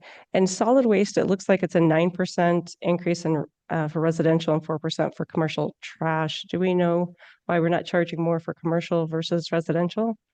Madam Mayor, Council Member, I'm looking to phone a friend here. I don't see Steve in the room. Steve I'll hold that question. Yeah, Steve just popped out. Great timing, right? Way to go, Steve. I can hold that question for later. Thank you. Oh. Here he comes. I hope you weren't drug away from the water fountain. Sorry, Steve.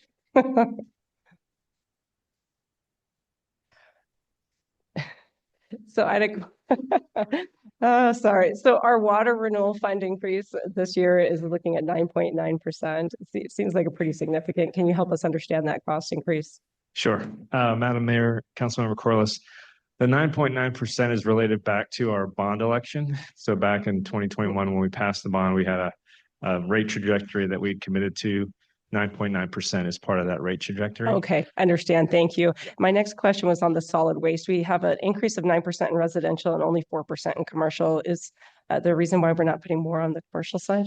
Madam Mayor, Councilmember, we're trying to get to a full cost of service. And what that means is over time, we periodically look at our revenue and expenditures and then take a look at how those are laying out within the different customer classes. And over time, there'll be shifts on the amount of service that a certain customer needs or increase or decrease. And as those happen, we try to adjust our cost of service, which might mean that a certain rate class has to have a higher increase than another rate class to make sure that everybody's paying their fair share of the cost of service.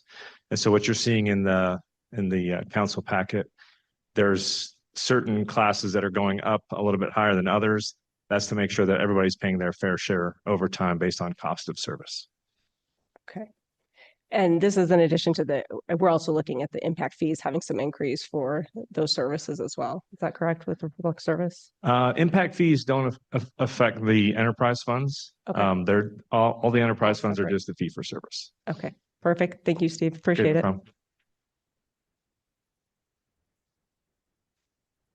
Anything further right now? Alrighty, we're going to take a break until 10:30, at which point the next item, employee comp and benefits, was scheduled to begin. Alrighty, welcome back, everybody. Oh, you're already there. How are you? I'm wonderful, Madam Mayor. How are you? Good to see you. And I'm good. We're going to start with the presentation on total reward strategies. And Sheena, thanks for being here. Thank you. Good morning, Madam Mayor and members of City Council. I'm Sheena Buffy. I'm the city's Total Rewards Senior Manager, and I'm super excited to be here today to discuss total reward strategy and with all of you, and to address questions that came out of last month's budget session. So super jazzed to nerd out on comp and benefits, and I'll try my best not to talk too fast. So appreciate your grace if I start to race or rhyme. Okay, so this is my first time that I've had the opportunity to speak here, so I wanted to quickly share a little bit of my background. In addition to serving as the city's Total Rewards Senior Manager, I also serve as the president of the Southern Idaho Compensation and Benefits Association. I'm a certified compensation professional, and prior to coming to the city, I worked for several years as the class and comp manager over at the state of Idaho at the Idaho Division of Human Resources.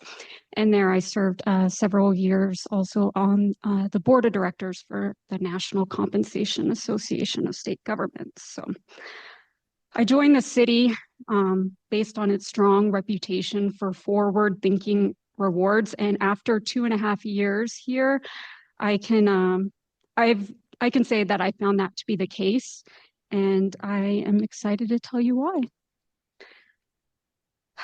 So our employees are our greatest asset, and our comp strategy positions us to attract and retain talent while fostering a resilient and mission-driven organization.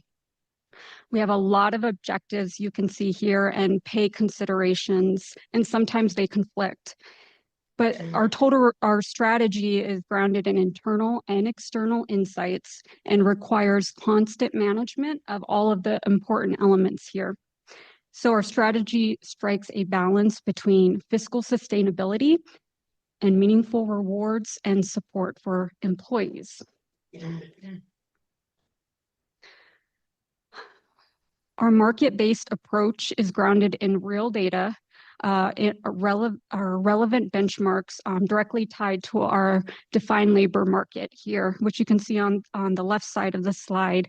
We target the market median, which is also the 50th percentile. And that target aligns with 75% of our local competitors here. So while 85% is our minimum target for bringing new employees into the organization, we target a range of 85 to 95% based on qualifications and internal equity. So overall, our general workforce is sitting at about 93% of the market median. So here we have the last 4 years of across-the-board increases, which have resulted in 16.3% in base wage growth. But it is important to consider the full story. Our average employee since the fall of 2021 has seen an increase of 34.6% in promotions, compression adjustments, market adjustments, and then the across-the-board increases as well. And investing in our employees' growth and development is a key retention driver. And so we'll talk more about how recruitment and retention are key indicators to show us how aligned our total reward strategy is.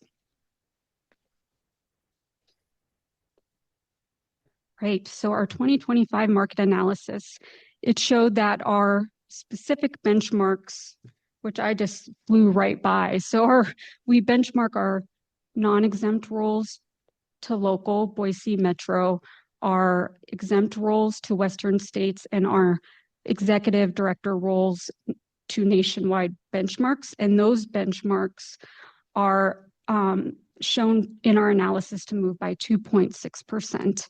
And so the recommendation for base increase this year does reflect responsible balance between data-driven workforce investment and budget realities. And it does align with what we're seeing in the market with regard to how actual increases are coming in after earlier projections. So survey providers will conduct surveys to see, what are employers planning to do with salary increases in 2025? Those projections came in between 3 and 3%. Now that employers are starting to implement those increases, the data is showing that they're coming in lower. And a lot of this is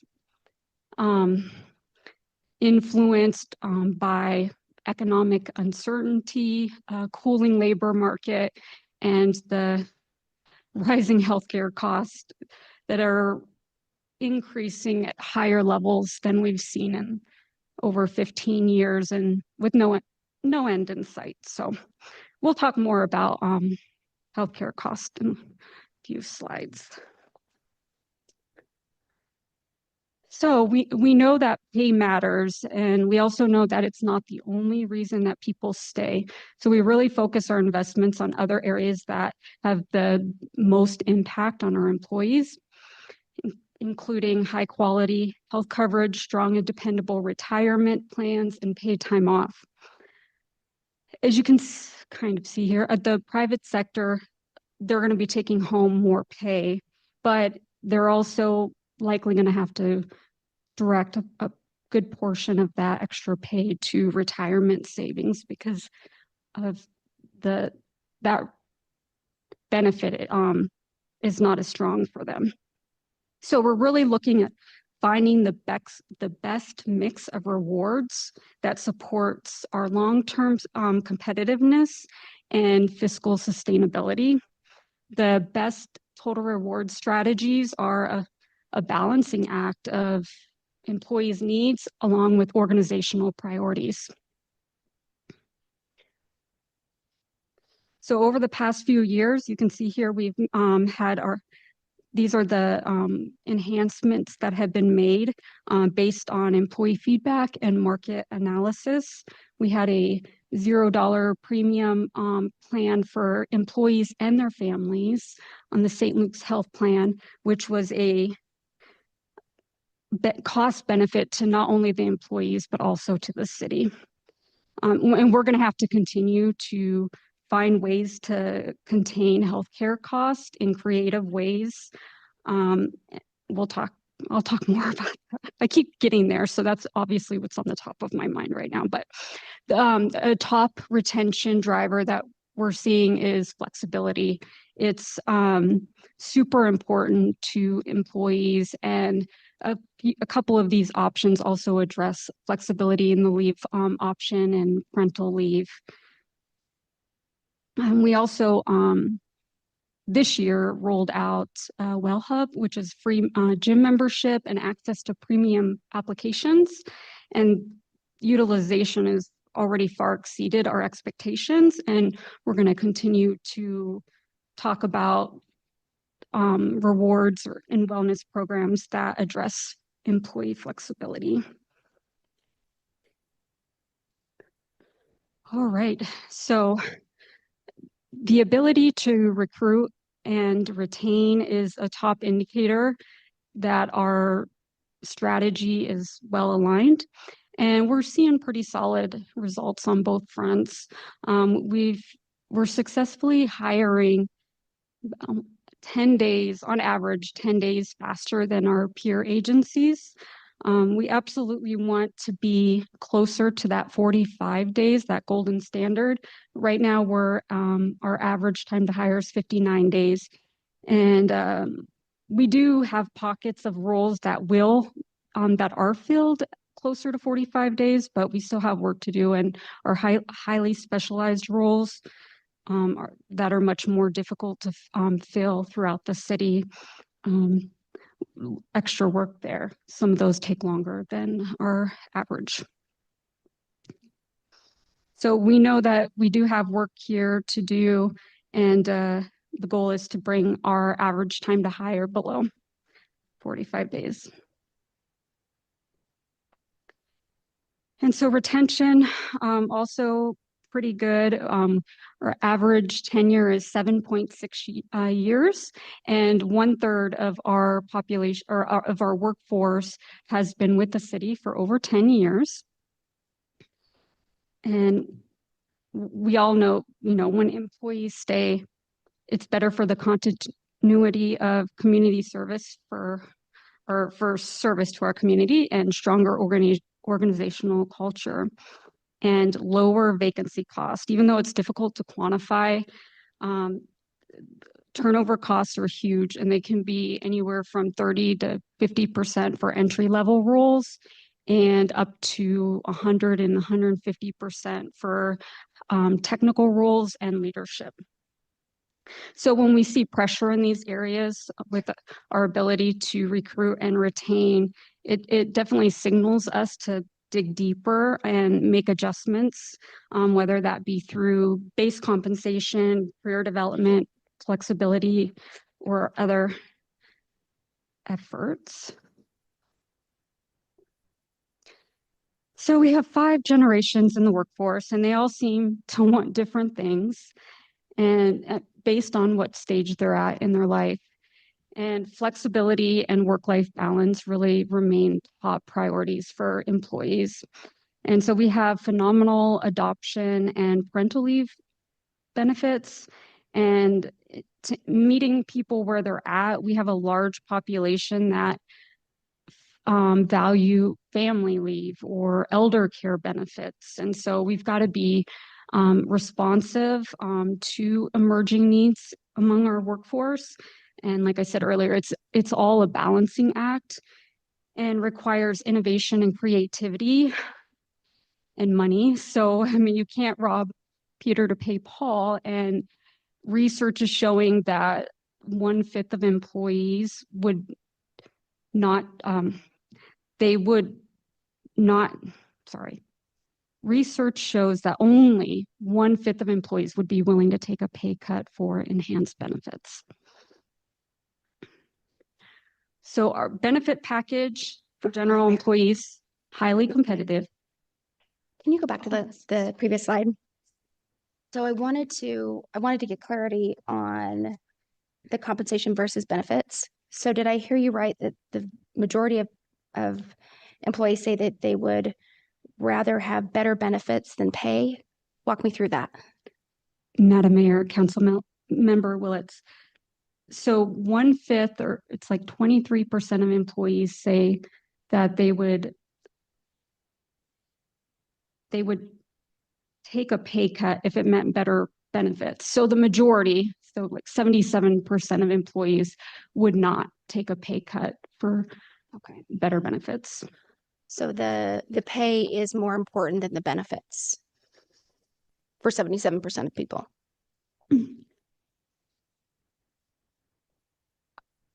I think that with the current level of their benefits, if they're comfortable with that current level, and the pay is going to be important. So they're not willing to take a pay cut for enhanced benefits, but I'm not sure that means that they'd be willing to give up more benefits. Okay. And then something else on here that I know to be true just from my experience is that you can put up with a lot if you've got a good boss. You can put up with maybe not as much money as you'd like to make, lots and lots of things. But if you have a bad boss, you're out of there as quickly as you can. So I know that last year's budget included some coaching, as I recall, in the HR budget. And you don't have to have the answer today, but I'd be curious to see how that has worked out? Like who has taken part of that? What the outcomes have been, so that we can ensure that we've got, you know, great bosses who maintain exceptional employees. That's excellent question, and we will definitely put something together. Thank you. Madam Mayor? Yeah, just one question. So Sheena, thank you so much for the presentation. It's great to see you up here. I think one benefit the city has that really maybe is understated is that zero premium for medical. I've worked with many private and public agencies, and they don't offer that, which is, and if you have families with young kids, that's compounded on that benefit. Which I think is wonderful. I mean, it truly could be anywhere from $300 to $1,000 a month that is not going out of your pay. I'm wondering, do we show that to employees either on a separate portal, or how much that would be if they were to be paying that premium, and what the city is covering there? Madam Mayor, Council Member Corliss, so we do provide employees with annual total rewards statements that do show the value of their total rewards package. And we also have an annual total rewards fair where we talk about all of the components of their total rewards, and have the vendors and providers there as well. I do think that there is still work to do in our communication and sharing that value with employees.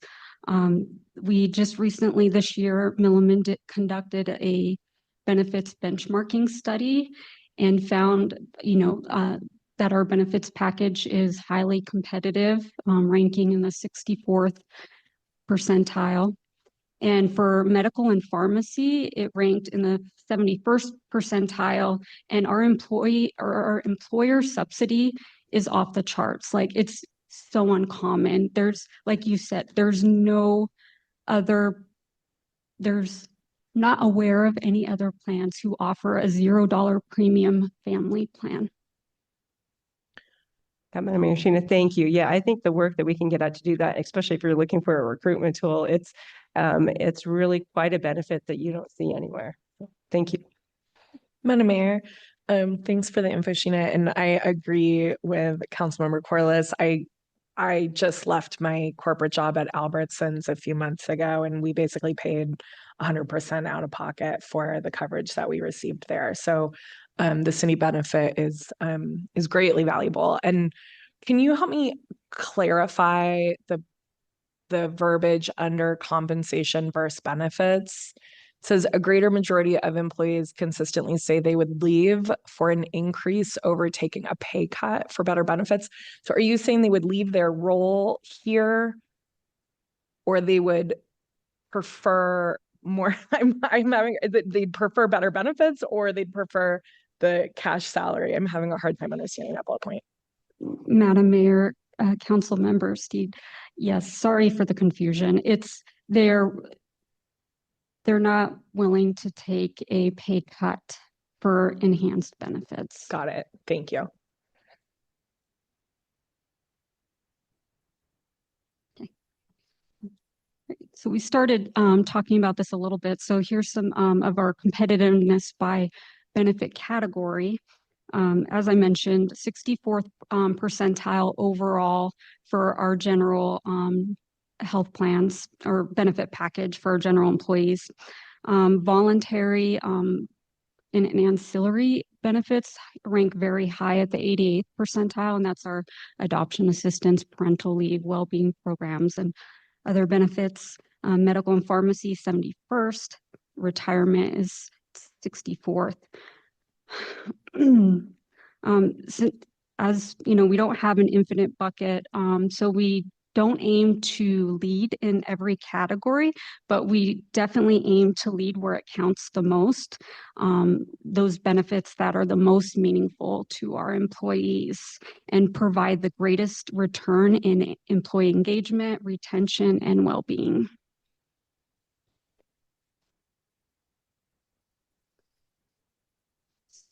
So we have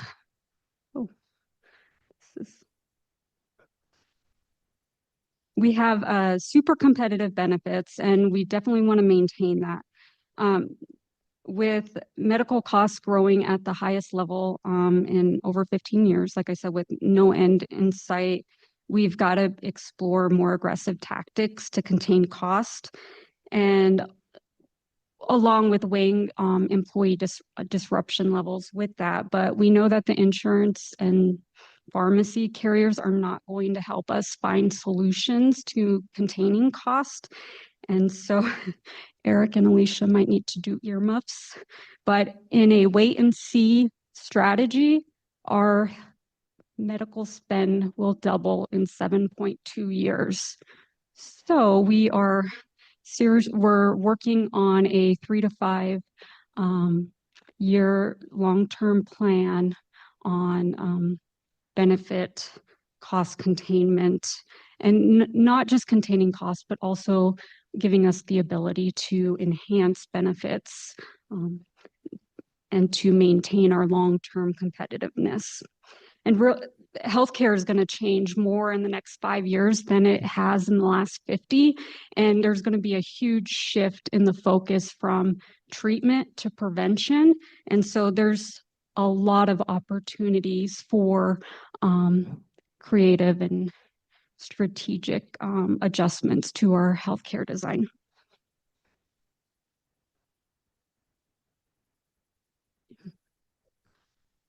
So looking ahead, here's a few of the enhancements that are on our radar based on employee feedback, our market data, and commitment to sustainability. Cafeteria plans really offer the ultimate flexibility and empowers our employees to prioritize their benefits package to meet their needs. So it really puts them in the driver's seat. And I won't go through every single one unless there's questions, but I would just add that our total reward system it's dynamic, and it's driven by data, feedback, and shared values. And at its core, it supports something much larger and creating a city for everyone. And that mission depends on a dedicated, resilient, and well-supported workforce. So those are my prepared comments, but Madam Mayor and City Council, I thank you for your time, and I'm happy to stand for additional questions. Madam Mayor. Yes. Thank you for your presentation. The question I had, do you have any historical data to share with us about the employer contributions towards the health plan, or what it is on an annual basis? I've seen some of those numbers, and maybe this is an Eric question. I was initially concerned with the proposal for 3% contribution rather than 4.5%. But it seems like that might be within a historical range that we've considered. So I'm wondering what data you have on that to support that. Madam Mayor, Councilmember Nash. So we do have the history of increases. I would say that with fiscal year or plan year 2026, the Health Trust can make subtle plan design changes to absorb the additional cost that we're looking at, so that we're still able to maintain excess reserves as well. I'm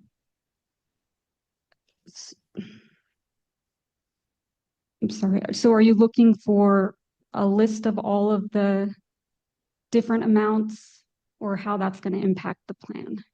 I'd be interested in how it's going to impact the plan, but I'm trying to confirm my the information that I received, that 3% is within a historical range that we've contributed to the trust. And for clarification, I'm not talking about the public safety trust. I'm talking about the general employees. Oh, Madam Mayor, Council Member, historically, I believe there have been years where it was 3%. There's been years where it was 4%, 4.5%. It varied depending on what was going on during that year. I would imagine that that's something that if Eric doesn't have now, Eric or Alicia could find before.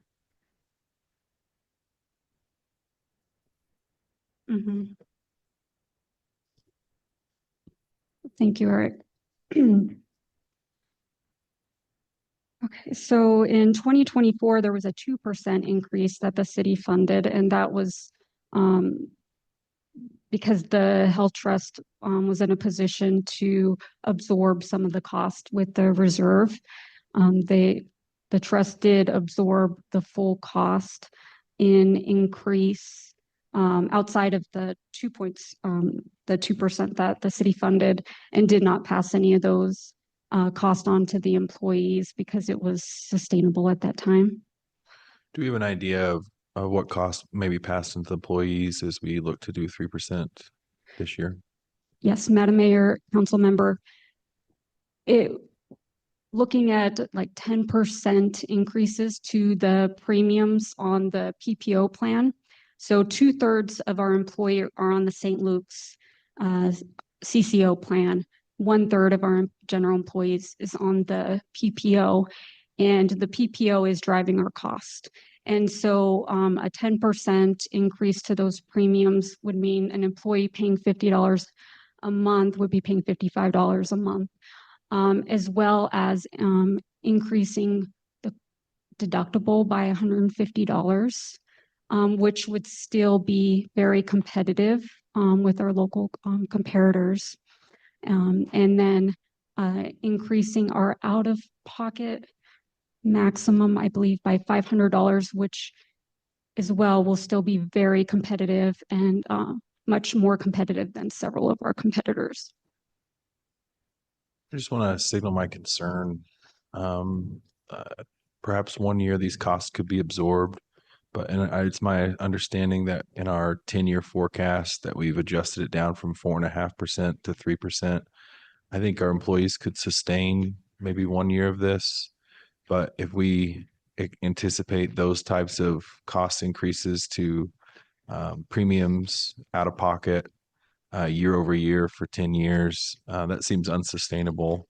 The health insurance plan that we have here, the PPO, it's a Cadillac of healthcare plans. I recognize that a minority of employees use that, but the minority of employees that do use that are the employees that absolutely need it. I think about my own family. I'm sure I'm not alone in this, that $500 increase in the out-of-pocket maximum is $500 more I'm going to spend. It's a guarantee every year with my family's healthcare needs. So I would just signal some trepidation about our adjusting our 10-year forecast from 4.5% to 3%. I just worry about the compounding effects of that year after year.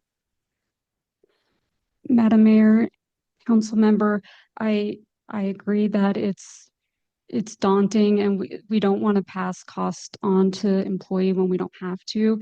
I would say that every year we do extensive analysis, HR and our finance partners, and this is definitely done on a year-to-year basis because a lot of things can change in a year.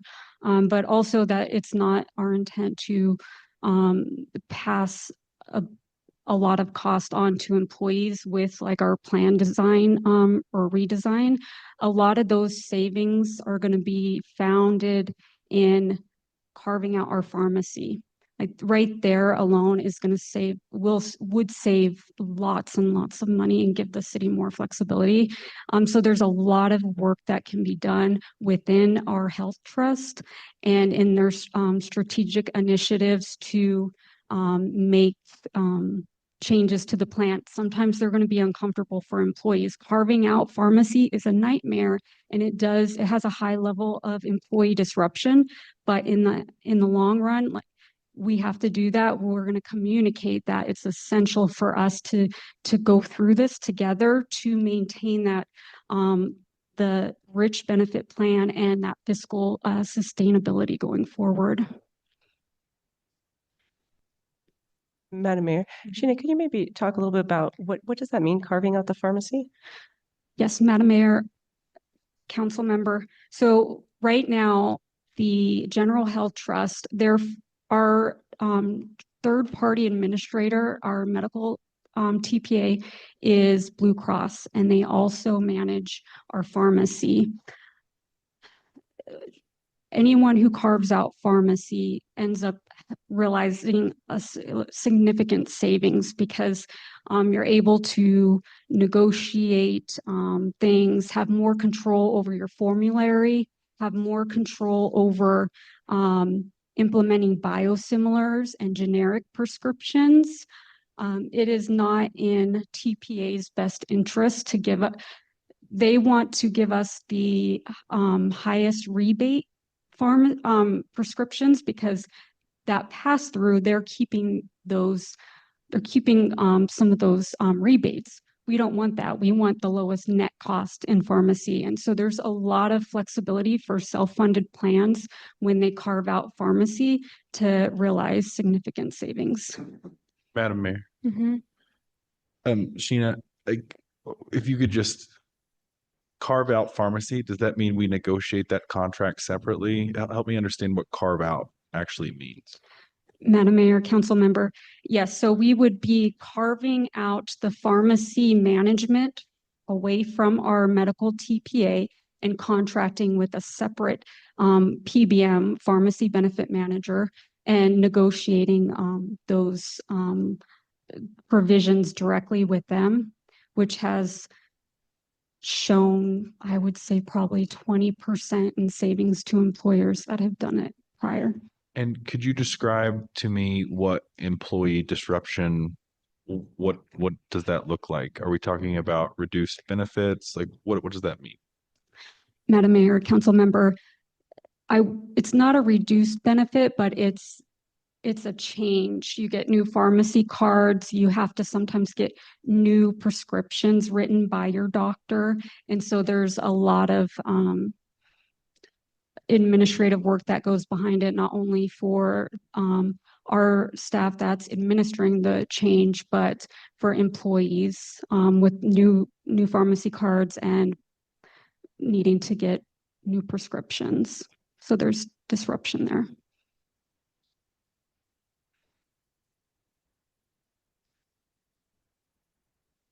All right. Anything further? Thank you very much. Thank you so Appreciate much. it. Okay, and Eric's back up with the ERP follow-up.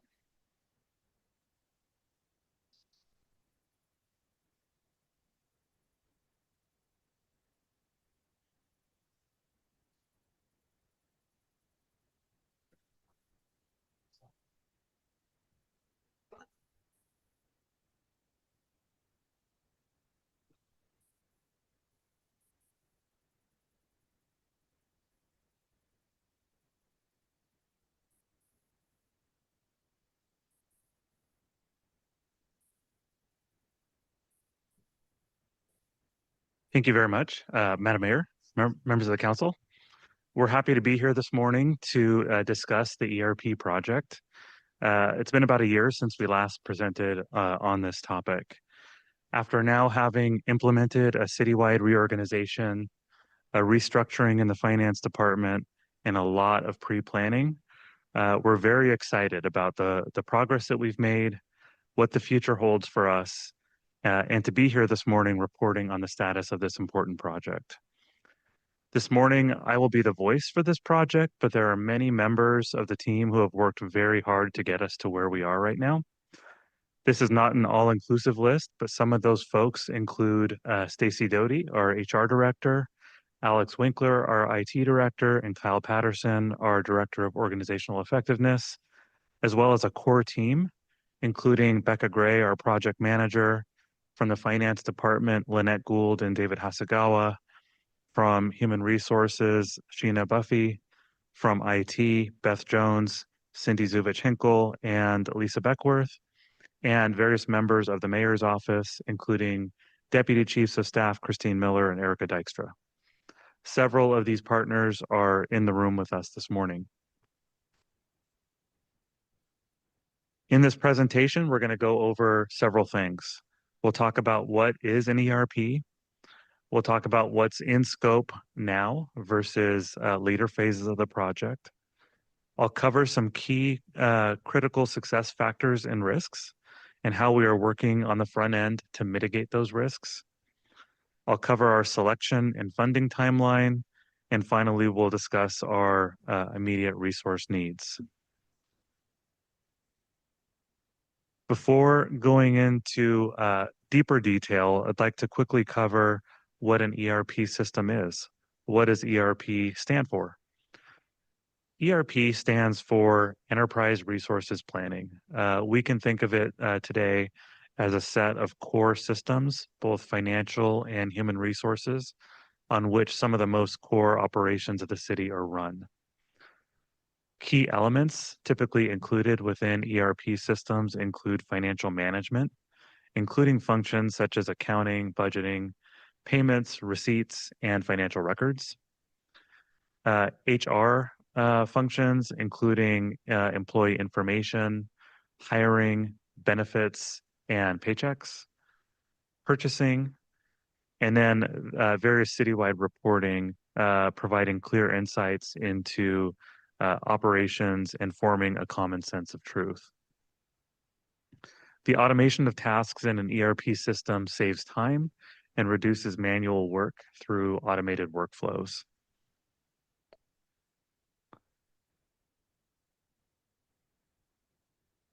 Oops. Okay. I'll take a few minutes now talking about the business need for a replacement to our current ERP system. The current ERP was implemented way back in 2011. It's approaching the end of its useful life, and we have actually received word from the vendor that it will no longer be supported after 2030. The city cannot operate absent an ERP system for core business operations. So therefore, it's imperative that we begin work on this multi-year project now and that we do it well. The current landscape is extremely fragmented. We have duplicate tools in some instances. We have over 50 third-party systems that create inefficiencies and data duplication. We have scores of manual workarounds that create reporting challenges. And due to the fragmented nature of our system, we lack a single system of record. With a modern system, we'll be able to strengthen financial and human resources capabilities, improve security and compliance, automate and standardize core business processes and workflows, resulting in efficiencies, enhance reporting capabilities, and improve real-time dashboard information, consolidate applications and reduce third-party systems for efficiencies, bring new capabilities that may not be part of the current environment, and be scalable to support the city's growing operational complexity and future needs. One of the good things about a project like this is that many others have gone through it before us.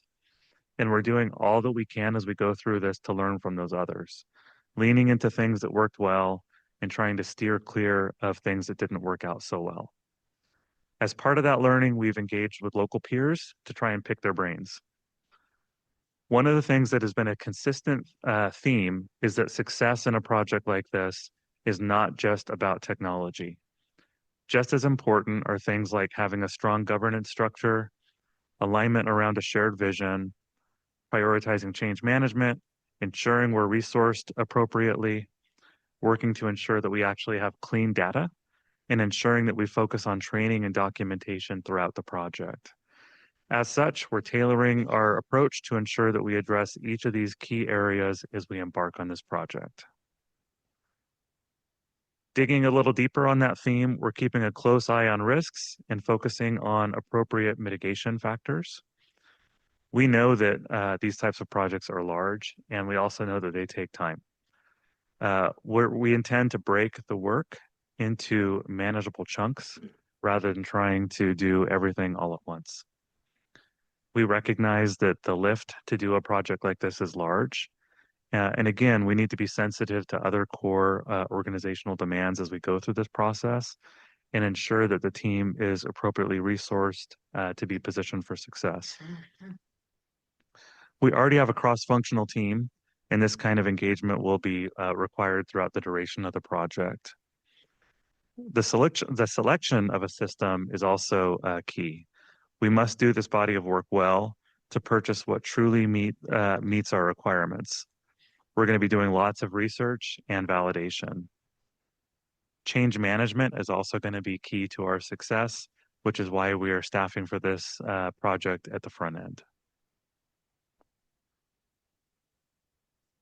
Continuing on the theme of breaking this project into sizable chunks, I'd like to focus on what is in scope for this project now versus what will be included in subsequent phases. Elements that are included in the scope now include software and system integrator selection, and that encompasses defining key requirements and reviewing vendor solutions based upon our needs, evaluating and selecting a software and system integrator, reviewing and negotiating terms and conditions, and then building a proposed budget for the purchase and implementation. Also included in scope right now is establishment and empowering of project oversight, planning for change management, including things like building a communication and engagement plan, engaging citywide stakeholders and subject matter experts, and then working on cultural change and process documentation and standardization. Also working to ensure our resources are ready and on board to support the process. That includes getting budget approval for a resource plan and then contracting an ERP consultant and business analyst. What's not included in this phase and would be included in the next phase would be finalizing and gaining budget approval for the actual implementation, finalizing contracts, procuring software and a system integrator. So those are the core elements that we need before we can begin the implementation. We do have funds reserved in the capital fund for a one-time investment, both for selection and implementation, and we're setting funds aside in the general fund for the ongoing operating costs. That would include staffing and software maintenance.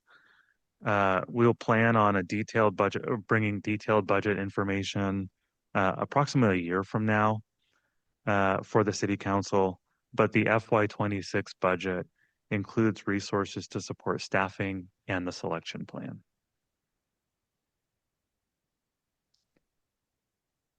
This slide here touches on the timeline for this project.